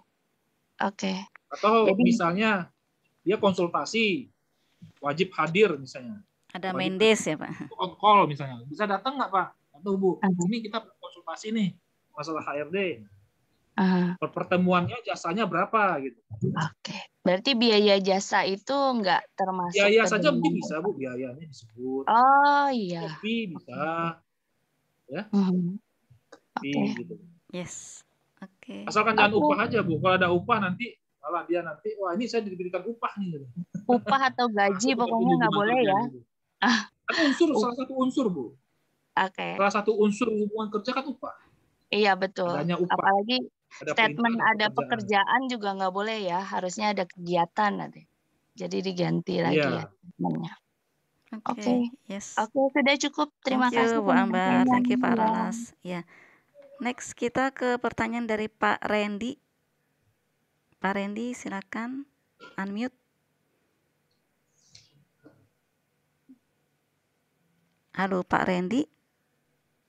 Silakan untuk unmute atau open mic.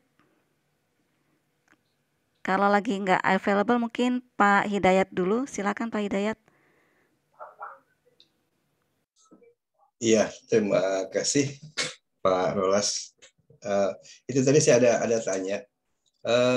Kalau mitra itu apakah bisa diikat gitu ya?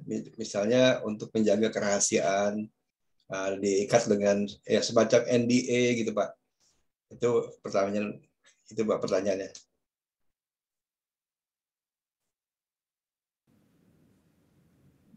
Bisa saja Pak, asalkan sepakat aja Pak.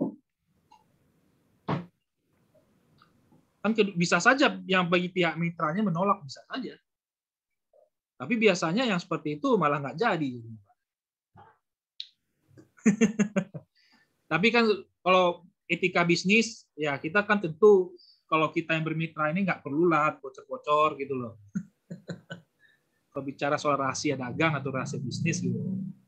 Oh gitu. Oke. Ya. Tapi kalau hanya untuk mungkin cara kerja ya mungkin nggak ada masalah ya. Tapi kalau masalah produk mungkin dia sebagai marketing ya sebetulnya nggak usah dikasih tahu gitu loh. Oke. Mungkin di perjanjian kemitraannya saja di situ Pak. Ini masalah etika saja Pak, masalah etikat baik bahwa kita ini kan berhubungan mitra. Jadi kalau misalnya berhubungan mitra itu ya sebaiknya fokus kepada perjanjiannya saja, nggak usah untuk hal-hal di luar dari situ gitu. Mungkin ada muatan-muatan tertentu untuk merugikan mitranya, mungkin dia bisa aja bocorkan kan. Tapi ya kita konsisten saja bahwa ini perjanjian mitra ini adalah perjanjian etikat baik, perjanjian saling percaya, sehingga kan tidak hanya misalnya perjanjian mitranya 1 tahun, ingin terus berlanjut perjanjian mitranya. Nah itu salah satu kepercayaan. Oke, iya. Baik Pak, oke jelas. Pertanyaan kedua mungkin langsung Pak Hidayat. Iya Pak, pertanyaan kedua ini kalau untuk hubungan kerja Pak ya, di hubungan kerja, tapi kita suka dapat itu Pak, perusahaan kalau bilangnya selalu ini PKWT atau PKWTT, tapi judul dokumennya itu adalah perjanjian kerjasama. Itu bagaimana tuh Pak? Ya, kalau masalah judul sih nggak ada masalah Pak. Asalkan isi apa-apa. atau substansinya itu jangan mengarah kepada perjanjian kerja Pak. Kan kalau yang dilihat dalam suatu perjanjian itu kan bukan judul sebenarnya Pak. Tapi isinya, substansinya. Ya, kalau lihat isi Makanya itu seperti PKWT atau PKWTT. Cuma judulnya biasanya kami kan temukan perjanjian kerja waktu tertentu. Tapi ini ditulisnya perjanjian kerjasama. Nah, mulanya kami nggak masalah gitu ya. Itu nggak ada masalah. Karena karena itu hanya istilah mungkin atau pemahaman. Tapi ketika terjadi perselisihan, ya salah satu pihak terutama yang memproduksi dokumen tersebut itu mereka mulai pertama ya kekeh dengan judulnya itu kerjasama, ini bukan hubungan kerja begitu. Ya. Kalau soal isi ya itu kan kesepakatan antara para pihak, tapi ini kerjasama. Nah begitu Pak. Nah ini confuse-nya seperti itu. Itu bagaimana tuh Pak? Ya, jadi Pak begini, di dalam pasal 59 Pak, Undang-Undang Cipta Kerja itu sudah jelas di situ Pak. PKWT akan bisa berubah menjadi PKWTT apabila ada pelanggaran di jenis pekerjaan. Bukan judul loh, Pak. Bukan judul perjanjian yang membuat perjanjian kerja itu bisa dari PKWT menjadi PKWTT. Jadi kembali ke aturan, Pak. Ya, kalaupun dia misalnya dia tidak buat judulnya perjanjian, tetapi secara tertulisnya itu seperti perjanjian kerja waktu tertentu, ya itu tetap sah, Pak. Nah, atau misalnya dia lupa dia membuat judulnya, gitu. Dibuatnya judulnya perjanjian aja, tapi memang sebaiknya ya jangan menjadi multitafsir. Perjanjian kerja sama, tapi isinya kok seperti perjanjian PKWT. Tetapi selama itu memang substansinya adalah PKWT, masalah judul itu nggak ada masalah, Pak. Oke. Karena kalaupun diperkarakan itu hakim melihat substansinya. Sama seperti kasus ya, Pak, yang saya amati masalah kemitraan ini, misalnya di perusahaan trading itu, Pak, trading saham gitu, Pak. Oh iya. Jadi di dalam perjanjian itu disebut perjanjian kerja kemitraan gitu, Pak. Nah, ya kan? Perjanjian kerja kemitraan. Ternyata isinya seperti PKWT, wajib masuk jam 8 pagi, pulang jam 5 gitu, Pak. Kemudian upahnya per bulan sekian juta. Kemudian dapat tunjangan ini, ya itu udah perjanjian kerja, Pak, bukan perjanjian kemitraan lagi itu namanya. Meskipun judulnya dibuat perjanjian kemitraan gitu. Perjanjian kerja kemitraan, tapi isinya seperti isi perjanjian kerja. Dan akhirnya yang saya baca dari putusan pengadilan itu bukan kemitraan, Pak, oleh hakim. Itu perjanjian kerja. Jadi dia putus PHK dapat pesangon. Jadi lihat substansi ya, Pak ya. Ya, melihat dari substansi isinya. Ya. Jadi ya. Jadi meskipun sekarang ini, Pak, masih banyak saya perhatikan perusahaan masih menggunakan yang namanya KKWT, kesepakatan kerja waktu tertentu. Padahal KKWT itu kan produk lama itu. Masih ada, Pak, yang pakai itu. Tetapi apakah dengan menyebut KKWT itu menyebabkan PKWT-nya jadi tidak sah? Oh enggak, itu enggak jadi masalah. Karena itu kan cuma judul, bukan substansinya. Bukan substansi yang utama ya. Baik. Ada, Pak, masih banyak ditulis kesepakatan kerja waktu tertentu. Iya. Padahal itu produknya undang-undang lama itu kan. Iya. KKWT itu kemudian diganti jadi PKWT. Jadi nggak ada masalah judul, Pak. Yes. Oke, terima kasih, Pak. Thank you, Pak Rolas. Thank you, Pak Hidayat.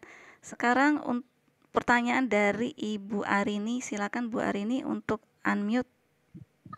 Oke, baik. Makasih Bu Ani. Selamat siang menjelang sore, Pak Rolas. Siang, Bu. Jadi ini saya kebetulan ada case ya gitu. Jadi kita bermitra nih, kita punya perjanjian kemitraan dengan katakanlah cleaning service atau perusahaan transportasi gitu ya. Katakan perusahaan transportasi. Nah, perusahaan transportasi itu kan menyediakan mobil dan driver. Tuh.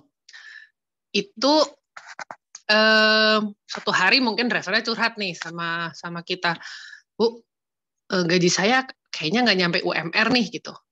Tapi itu kan sebenarnya mereka kan bukan pegawainya kita ya gitu. Mereka kan punya kita nggak tahu nih hubungan kerjanya dengan perusahaan mitra kami itu dia apakah PKWT, PKWTT atau sebenarnya kemitraan. Nah, sejauh mana sih kita sebenarnya boleh ibaratnya tanda kutip boleh mencampuri itu gitu. Padahal mungkin di awal kita sudah menyampaikan sama perusahaan mitra kita yang menyediakan jasa transportasi itu bahwa kami minta kalian untuk mengikuti undang-undang ketenaga kerjaan gitu.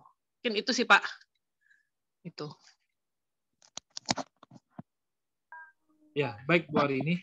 Ya, itu yang bertanggung jawab tetap perusahaan yang menempatkan, perusahaan mitra yang menempatkan cleaning service itu, Bu. Sebentar ya, Bu. Iya, baik. Nah, jadi yang tanggung jawab ya tetap perusahaan itu, perusahaan yang mempekerjakan cleaning service itu, Bu. Dia kepatannya apa, Ibu? Sopir ya? Atau apa? Sopir, Pak. Misalnya katakan sopir gitu, atau memang cleaning service ya gitu.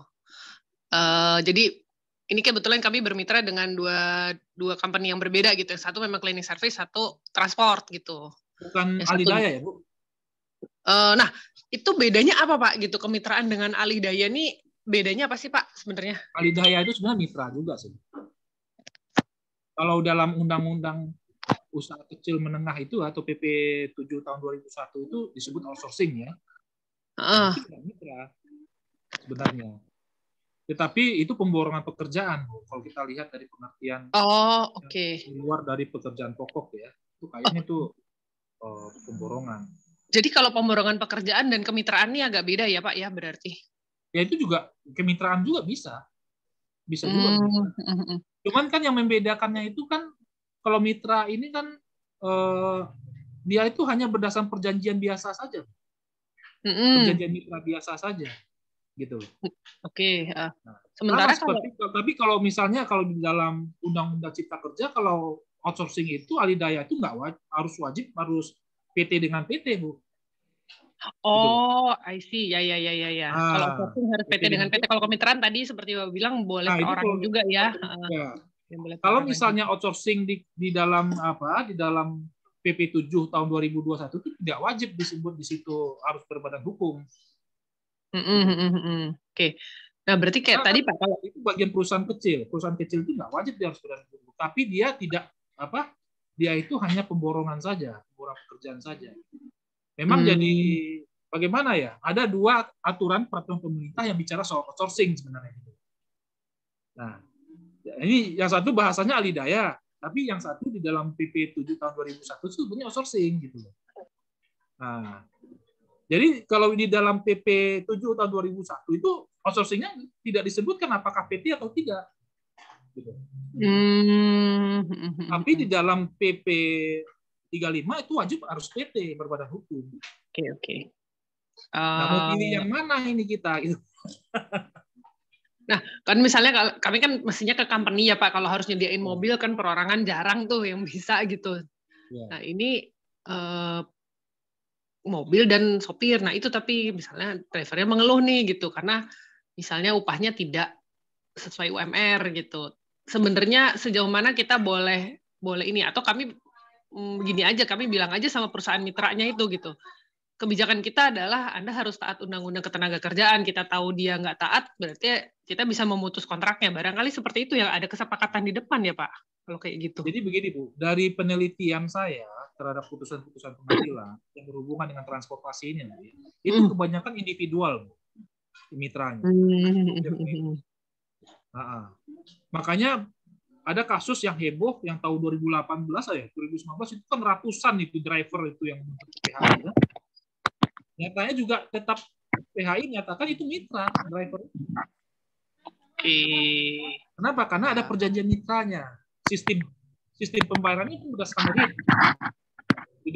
Di dalam RIT itu sudah ada uang bensin, BBM, minyak, kemudian haknya dia lah ada juga situ. Ya pintar-pintar dia lah menggunakan uang RIT-nya itu gitu loh.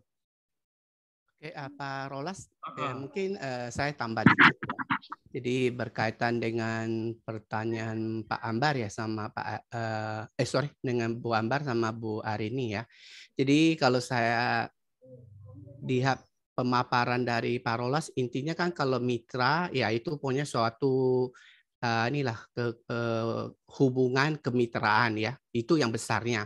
Di dalam kemitraan itu kan ada yang istilah outsourcing, alidaya, dan ada yang katakan kita kontrak dengan mitra dengan pribadi kan kayak gitu ya.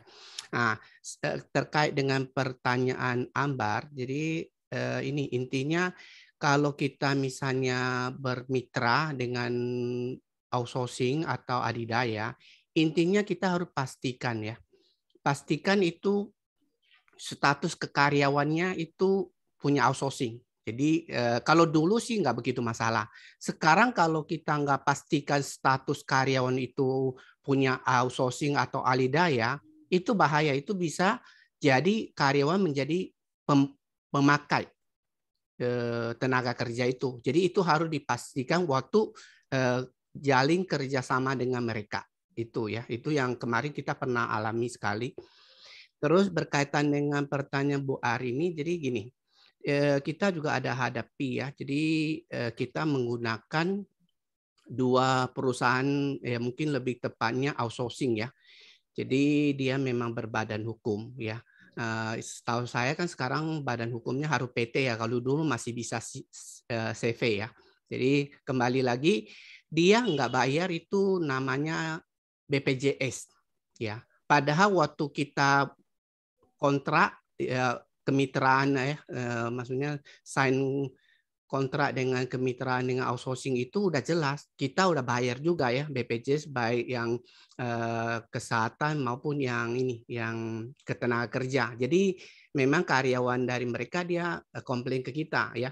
Jadi kita ultimatum ya, kita tegas ya, artinya seperti tadi saya bilang itu kita harus pastikan itu status karyawan punya mereka ya.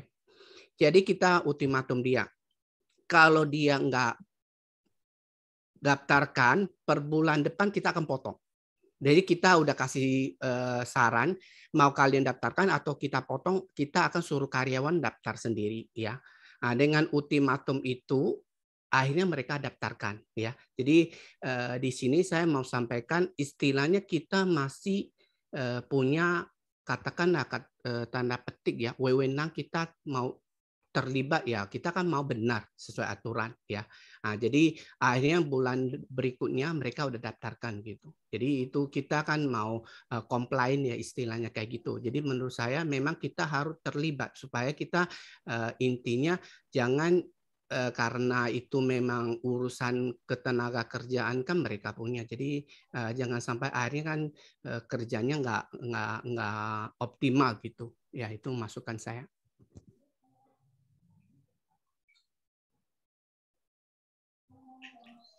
Ya. Ya. Oke. Jadi kalau nanti saya tambahkan ya Pak Miki ya. Kalau terkait dengan upah minimum itu ya itu bukan tanggung jawab dari perusahaan itu ya. Perusahaan yang menggunakan mitra itu.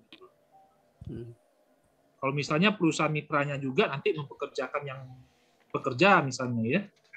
Ternyata dia statusnya itu dijadikan status pekerja bukan mitra juga. Ya itu nggak tanggung jawab dari perusahaan yang menggunakan mitra itu. Gitu. Karena kan sudah ada perjanjian ya. Perjanjian itu hanya mengikat kedua belah pihak. Kecuali diatur lain bahwa masih menjadi tanggung jawab dari pihak perusahaan misalnya untuk yang bekerja dari perusahaan mitra ya itu beda lagi.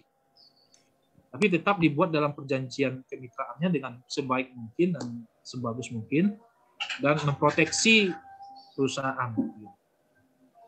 Oke, ya. Jangan buat ada kemitraan tapi nggak ada perjanjian ya. Nah, itu masalah itu nanti. Iya. Yang perusahaan yang konsultasi ke saya beberapa waktu lalu itu yang pengawas itu masa mitranya perorangan gitu outsourcing. Jadi datangin sama pengawas gitu. Ya. Oke Pak Rolas. Kerjanya kerja ini lagi bagian. Iya. Itu bahaya. Ya, Bu Arini sudah jelaskan tadi ada contoh juga dari Pak Miki ya, dikasih ultimatum tuh ya perusahaannya. Saya rasa clear Pak. Clear, makasih Pak Rolas, makasih Pak Miki. Terima kasih Bu Arini. Next pertanyaan dari Pak Dita. Sebelum lanjut Bu. Oh iya Pak Miki silakan. Ya, Bu Ani. Jadi intinya gini, kalau kita misalnya pakai outsourcing lah ya atau adidaya, kita juga harus usahakan jangan mereka bayar di bawah UMP ya. Jadi itu bahaya juga meskipun status karyawan mereka. Jadi kita waktu kerjasama kita harus clear juga ya, jangan sampai di bawah UMP gitu. Ya, makasih. Ya, makasih Pak Miki. Jadi kita juga harus punya checklist ya supaya mereka mematuhi.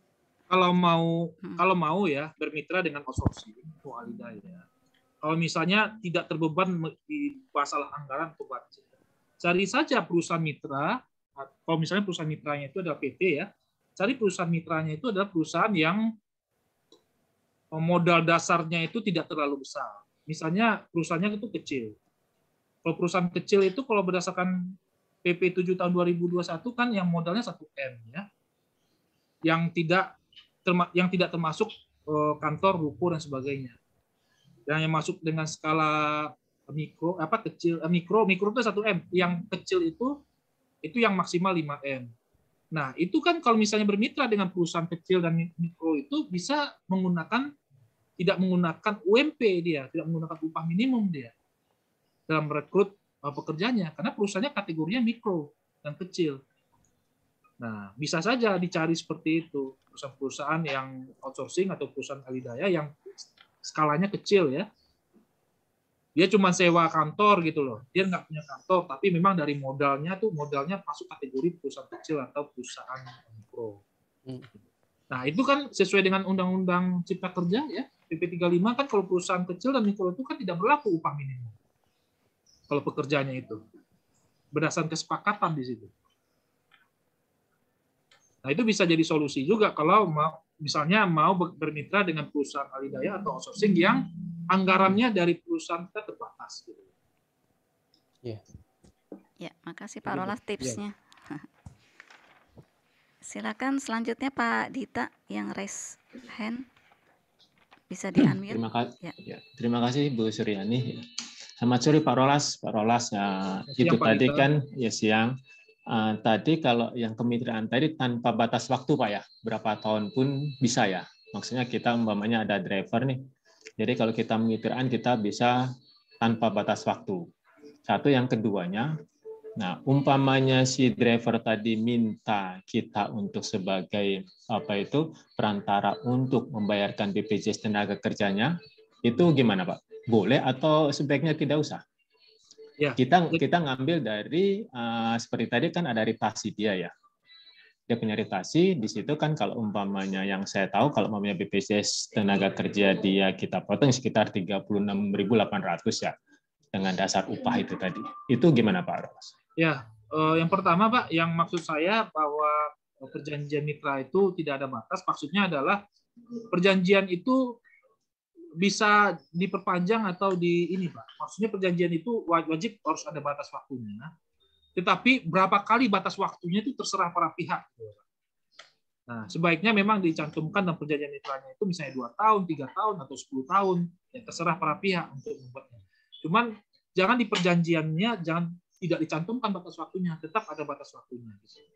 Itu maksud saya tadi. Lalu yang kedua, mengenai BPJS ya Pak? Iya Pak, tenaga kerja.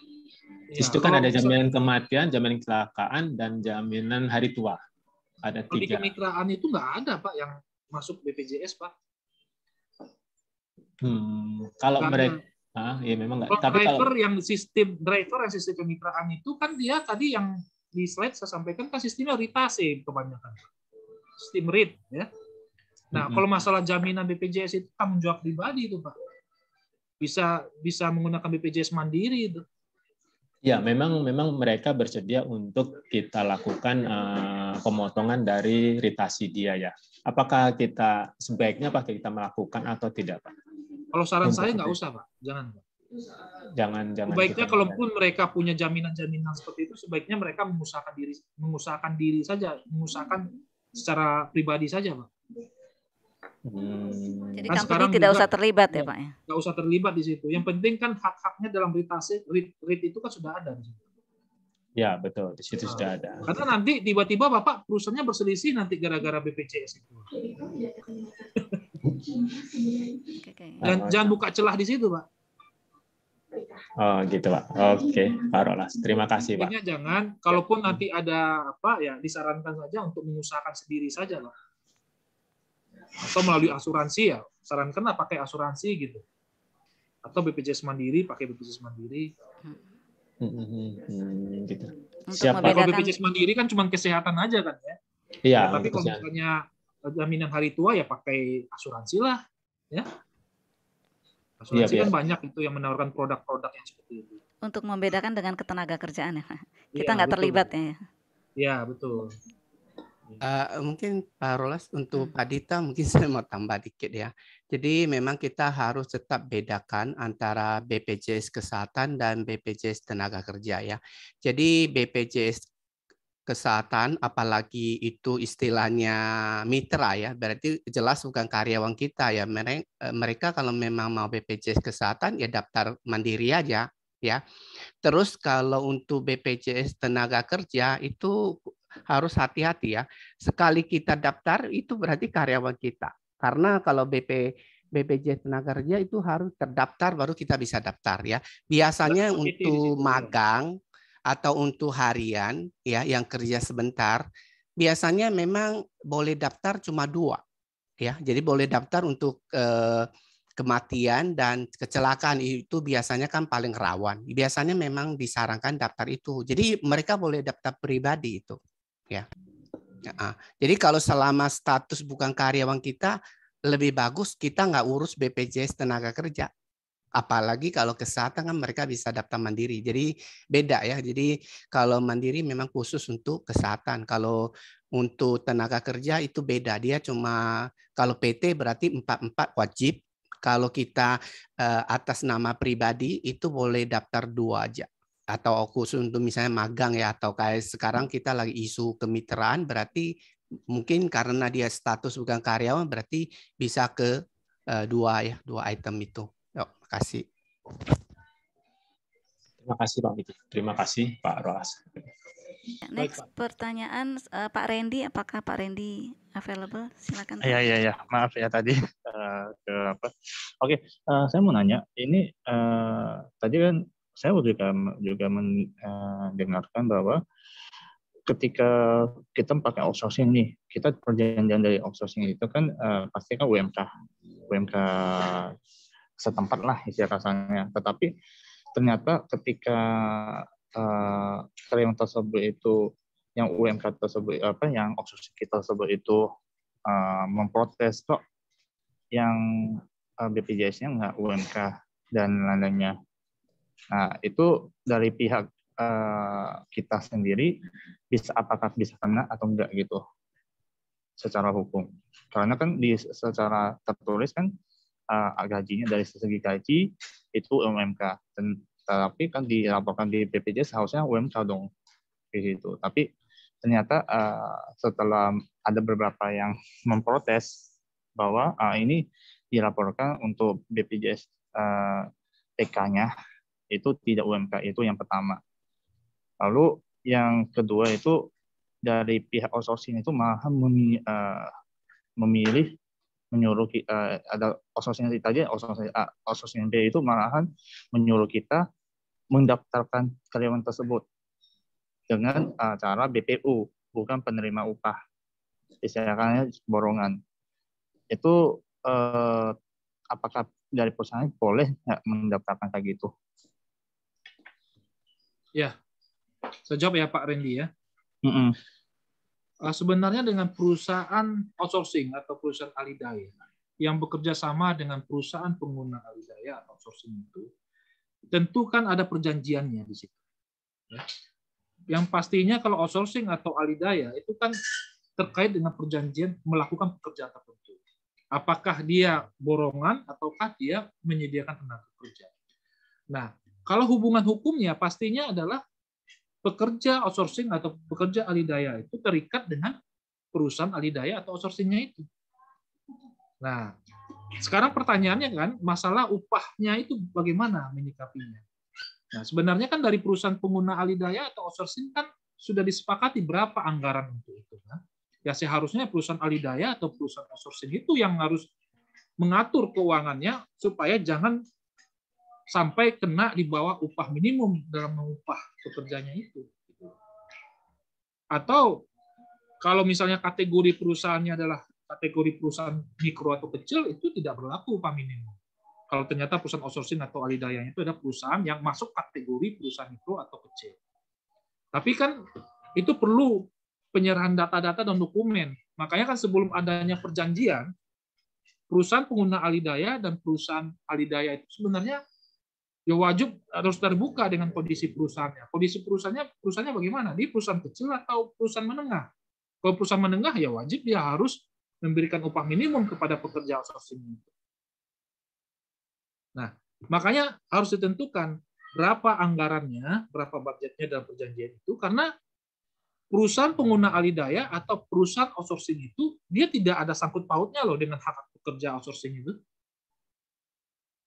Karena perusahaan alidaya atau perusahaan outsourcing itu hanya menikmati hasil pekerjaan. Dia tidak ada kaitannya lagi dengan masalah BPJS, masalah upah minimum, dan sebagainya. Itu menjadi tanggung jawab perusahaan outsourcing dan perusahaan alidaya tersebut. Nah, sekarang kan itu yang mau di bagaimana ya? Di dalam perjanjiannya diatur dengan baik. Supaya nanti perusahaan outsourcing-nya kan tidak dituntut. Perusahaan pengguna outsourcing atau perusahaan pengguna alidaya tidak dituntut masalah upah minimum. Selama perusahaan kalau mau merekrut ahli daya atau outsourcing yang berbadan hukum, ya itu nggak ada masalah kan. Ada apalagi dia sudah punya izin-izinnya. Asalkan kalau nanti salah dalam memilih perusahaan ahli daya, nah itu yang bahaya sebenarnya. Atau perusahaan outsourcing yang cakupannya diatur dalam PP 35 tahun 2021. Kalau di dalam PP 7 tahun 2001, PP 7 tahun 2021 itu kan tidak disebutkan di situ harus berbadan hukum. Hanya berdasarkan peraturan perundang-undangan. Nah, peraturan perundang-undangan yang mana yang dipakai outsourcing yang di PP 7 tahun 2021? Itu saya gali-gali, itu saya baca-baca berulang-ulang, nggak saya temukan gitu. Ini yang maksudnya apa ya? Apakah mengacu ke dalam PP 35? Nah, kesimpulan awal saya mungkin mengacu ke PP 35 soal ahli daya untuk standar badan hukumnya. Tetapi masa dua peraturan yang selevel itu kok seperti itu gitu loh. Nah, ini kan harusnya nanti harus ditanya ke Disnaker ini. Ini perusahaan ahli daya dan perusahaan outsourcing yang ada di PP 7 tahun 2021 itu teknisnya bagaimana? Jadi begitu, Pak. Jadi yang intinya adalah perusahaan pengguna outsourcing dan pengguna ahli daya itu dia hanya menikmati bersih hasil kerja karyawan dari outsourcing itu. Tapi kalau masalah gaji, masalah hak-hak lain BPJS itu jadi tanggung jawab dari perusahaan outsourcing atau ahli daya. Makanya di dalam perjanjian kerjasama outsourcing-nya disebutkan itu, Pak, klausul seperti itu, bahwa perusahaan pengguna outsourcing dan pengguna ahli daya tidak bertanggung jawab terhadap upah, hak-hak BPJS dan lain sebagainya yang berkaitan dengan pekerja dari perusahaan outsourcing atau perusahaan ahli daya itu, supaya terhindar dari tuntutan, Pak. Begitu, Pak Reddy. Oke. Ngerti. Berarti katanya untuk kontrak tersebut itu harus diganti lagi ya berarti, Pak? Kenapa, Pak? Untuk kontrak kerjasama harus direvisi ya, Pak? Kalau gitu. Iya, kalau misalnya sudah terlanjur isinya seperti itu, yang menetapkan upah minimum ya direvisi aja, Pak. Jangan, makanya seharusnya memang kalau dalam perjanjian ahli daya outsourcing itu jangan ada kata-kata upah minimum di situ gitu. Harusnya berapa sekali proyek, berapa per tahunnya gitu. Nah, itulah urusannya yang ngatur nanti kan perusahaan outsourcing itu ngatur. Gaji hak lainnya dari situlah diambil gitu. Jadi kalau misalnya sempat dihitung per upah minimum, wah bisa nggak enak gitu loh, Pak. Nah, makanya kan dari kami itu kan sebenarnya udah hitungan. Ini seharusnya kita sebenarnya ambil 20 orang. Nah, harganya sekian untuk ini itu semua. Nah, makanya tapi akhirnya kan kita kan dari perusahaan juga terkadang namanya internal audit biasanya menanyakan juga nih gaya gimana gitu. Jangan-jangan takutnya kan bermasalah kita gitu. Akhirnya beneran ketemu di situ. Pak Rolas, mungkin ada pertanyaan penambahan sedikit ya untuk pertanyaan Randy. Jadi gini, yang saya alami ya, setahu saya juga ya, jadi yang namanya perusahaan outsourcing ya, baik itu yang sekarang di istilah ahli daya, biasanya itu kan badan hukum. Biasanya status yang kita pakai itu yang kita ganti berapa kali memang statusnya karyawan. Makanya tadi saya sempat kasih note. Jadi kita harus pastikan itu status karyawan itu karyawan mereka ya. Apakah itu permanen atau kontrak atau gimana itu status dia. Kedua, biasanya dalam kontrak itu memang dirinci ya, karena saya nggak pernah lihat itu kayak borongan ya. Mungkin kita sekarang lagi ngomong borongan, tapi yang saya tangkap itu kan kita yang Pak Randy punya kan itu outsourcing. Jadi biasanya mereka rinci. Jadi mungkin upahnya minimum apa ya. Terus yang paling penting itu sebenarnya dari perusahaan outsourcing itu fee. Ada yang 10, ada yang 8, ada 15 ya. Tapi sekarang rata-rata itu mereka terima fee gitu. Jadi sebenarnya itu dari outsourcing mereka terima keuntungan dari fee itu. Sisanya itu karyawan punya. Makanya kita rinci dalam kontrak itu kontrak dengan bukan kontrak, perjanjian dengan outsourcing itu jelas semua ditulis. Nah, fee-nya berapa?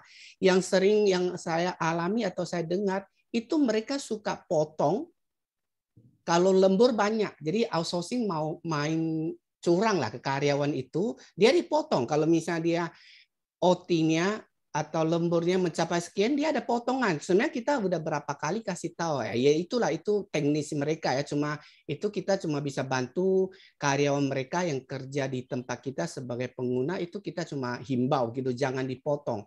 Tapi kalau dia sebenarnya kata kuncinya itu seharusnya semua di minimal UMP. Ya, minimal ya, ada UMK lah istilahnya. Kalau kita kan pakai UMP. Jadi minimal UMP. Nah, kita rinci di sana ya. UMP terus BPJ kesehatannya berapa, ke tenaga kerja berapa, terus fee-nya berapa. Nah, itu karyawan terima bersih dari situ. Nah, cuma kalau lembur kita nggak bisa kontrol dari induk ya, dari sebagai pemakai kayak gitu ya. Jadi sebenarnya isunya bukan di UMP-nya, di isunya kalau dia banyak perusahaan outsourcing itu main nakalnya di overtime-nya. Mereka suka curi atau ambillah hak karyawan itu. Kayak gitu. Ya, itu tambahan dari saya. Ya, makasih Pak Miki. Jadi ada fenomena uang lemburnya yang dipotong ya, karena kerja borongan ya. Terus diambilnya di overtime-nya. Kadang-kadang kan overtime banyak ya. Kita kemarin berapa kali ditambang banyak. Jadi ya karena kamu dapat overtime sekian, kita potong gitu. Jadi kita dapat keluhan ya, masukan dari karyawan. Saya bilang, wah itu hak. Karena kan kamu karyawan sana, itu hak dia. Cuma ya kita himbau ya. Tapi kalau dalam hal UMP, itu kita nggak ada toleransi. Harus wajib. UMP harus dikasih, termasuk yang hak-hak dia lah.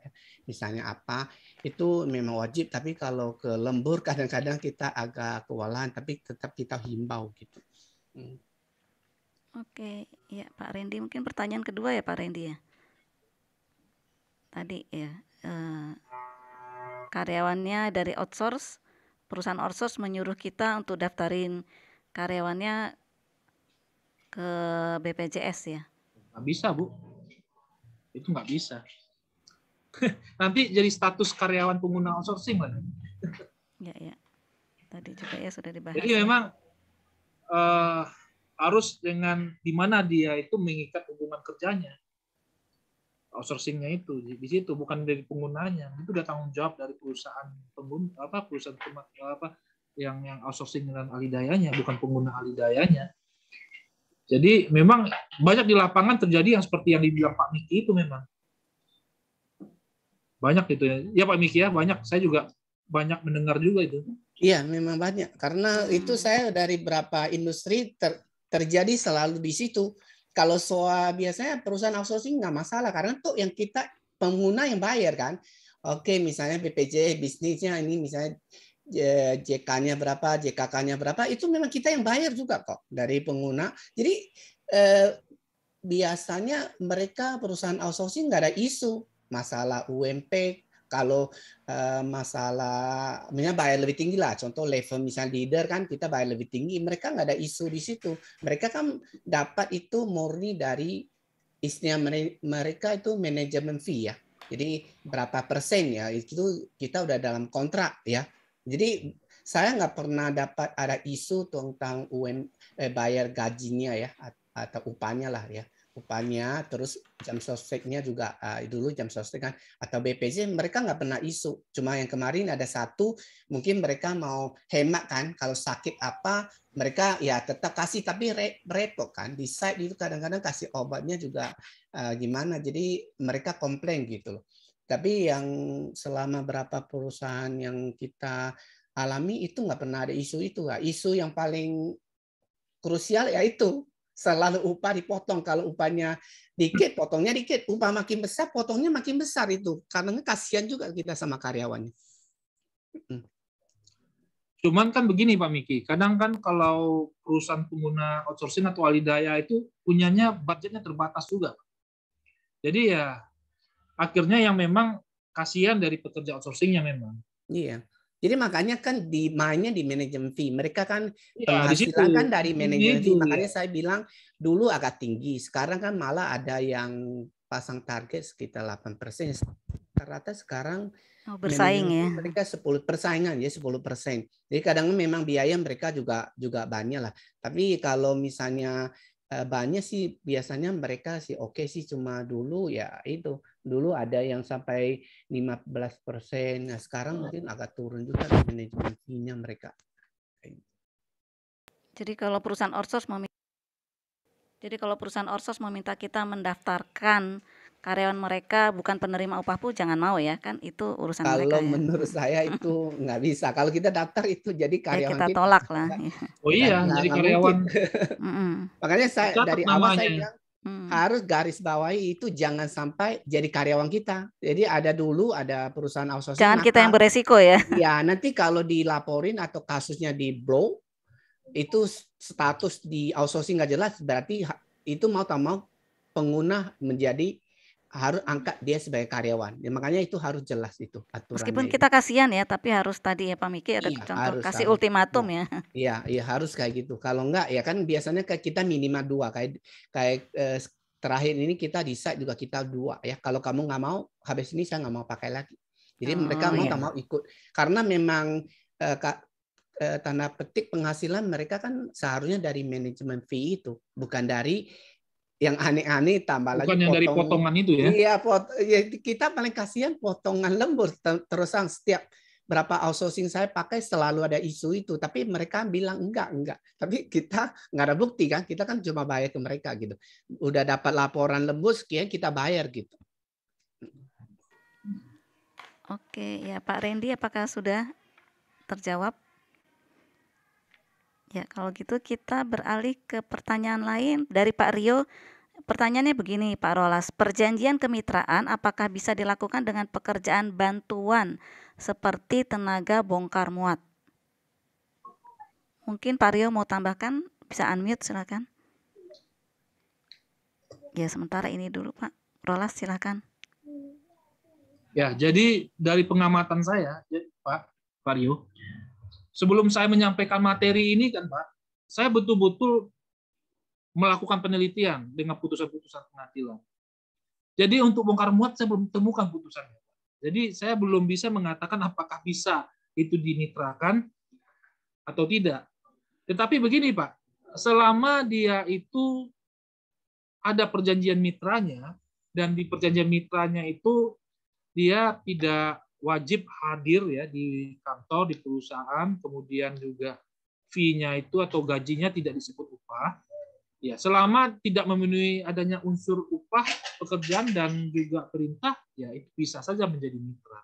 Apalagi kalau misalnya untuk bongkar muat ini ya. Bongkar muat ini kan tidak setiap hari dia melakukan bongkar muat. Saya kebetulan tinggal di daerah pelabuhan. Dulu waktu kecil saya itu tinggal di daerah pelabuhan, saya tuh banyak lihat orang-orang yang bongkar muat. Saya perhatikan mereka kerja juga tidak tiap hari. Setiap kapal datang baru mereka kerja. Nah, apakah seperti itu Pak Rio? Apakah mereka bongkar muatnya ini di pelabuhan atau di mananya, Pak? Mungkin Pak Rio bisa di-unmute.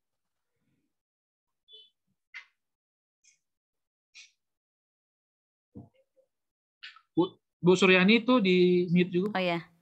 Ya Pak Rio mungkin bisa unmute atau mungkin secara general aja Pak Rolas. Ya. Katakan bongkar muat. Kalau misalnya dia bongkar muatnya itu kan kadang kalau yang saya perhatikan dia kalau misalnya di pelabuhan, dia kan kapal tidak tiap hari yang datang gitu. Nah, sehingga pekerjaannya itu pun tidak reguler tiap hari. Ya bisa saja menurut saya diikat dalam bentuk kemitraan. Jadi bisa jadi dalam bentuk pemborongan juga, pemborongan pekerjaan gitu. Nah, kalau untuk pemborongan pekerjaan ya sistemnya itu ya berapa dia ngangkut barang misalnya gitu. Nah, disitulah dapat komisi dia.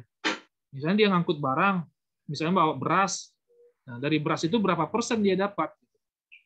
Misalnya 10%, 20%. Nah, itulah yang penghasilannya dia. Asalkan dia tidak dihitung dengan upah. Bisa saja seperti itu sistemnya. Tetapi memang setelah saya baca-baca, itu belum ada ya yang kemitraan di bongkar muat. Gitu. Untuk kategori pekerjaan itu ya?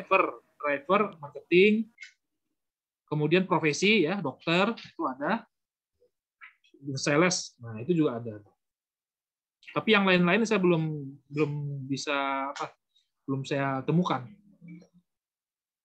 Tapi kalau konsultan ada. Oke, ya Pak Rolas, Begitu, pertanyaan Bu. sudah selesai, tapi sebelum kita berakhir, ada pertanyaan juga nih Pak, saya kepikiran.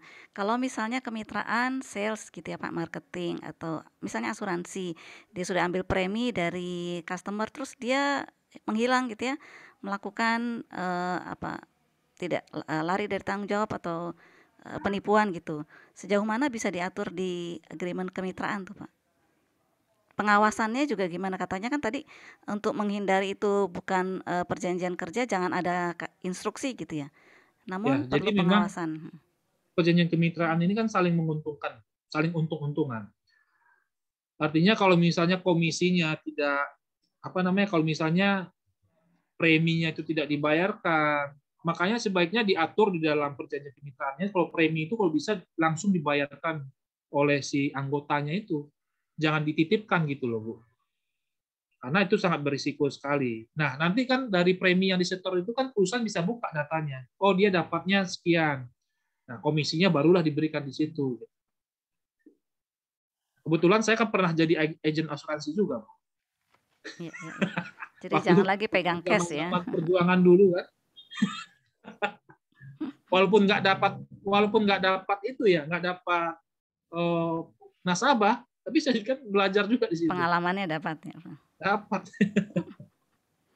Oke, Pak. Di situ saya pernah lihat juga ada harus ditransfer langsung, nggak bisa dititipkan.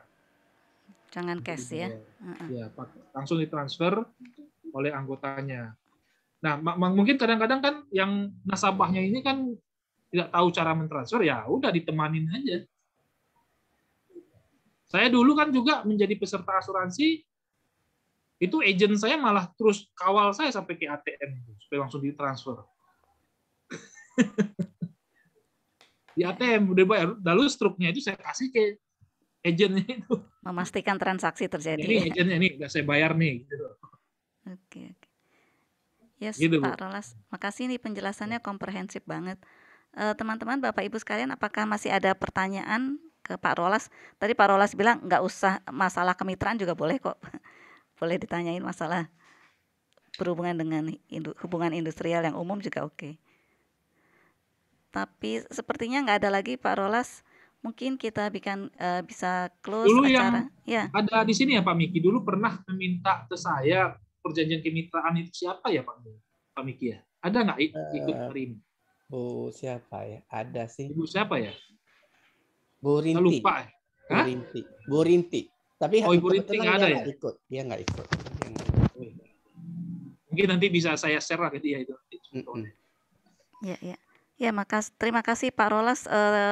Materinya cukup menarik karena ini pas lagi 4.0 ya, kita banyak berinovasi di SR, jadi kepikiran kalau tenaga kerja yang skillful, yang profesional sudah pensiun bisa pakai ini agreementnya kemitraan gitu ya. Jadi ini bukan untuk mengaburkan makna hubungan kerja ya. Nanti bukan untuk mengaburkan ya. Nanti dikira pula perusahaan mencari celah nih supaya nggak digaji orang karyawannya gitu, pakai kemitraan aja. Padahal bukan seperti itu maksudnya. Bagian juga semuanya seperti bagian finance kan nggak bisa dimitrakan, ya kan? Dia wajib harus hadir tiap hari di kantor, memonitor berapa uang masuk, berapa uang keluar gitu. Ya, misalnya juga HRD, ya HRD memang bisa aja dimitrakan, tapi kan bagi mereka yang perlu ada di tiap hari di kantor kan itu nggak bisa dimitrakan ya. Kalau hanya bersifat konsultan, konsultasi saja, per project nggak bisa. Membuat PKWT, misalnya karyawannya 1.000 orang, bisa nggak buat PKWT-nya 100 orang gitu. Nah, itu bisa tuh. Atau buat project training, nah, mungkin itu bisa di situ. Jadi itu yang perlu disampaikan. Saya mohon maaf ya Bapak Ibu jika ada kata-kata saya yang tidak jelas atau ada yang salah, saya mau dimaafkan ya Bapak Ibu. Oke, terima kasih Pak Rolas atau Pak Miki, juga ada tambahan lagi Pak? Cukup Bu. Cukup. Ya Bapak Ibu, terima kasih atas partisipasinya. Pak Rolas, terima kasih sharing risetnya, observasi dan pengalamannya. Berguna banget buat kita. Sampai ketemu di lain kesempatan. Salam sehat dan produktif buat kita semua. Terima kasih, selamat sore. Selamat sore. Terima kasih. Terima kasih. Bu Suryani, Pak Miki. Thank you, Pak. Terima kasih. Terima kasih.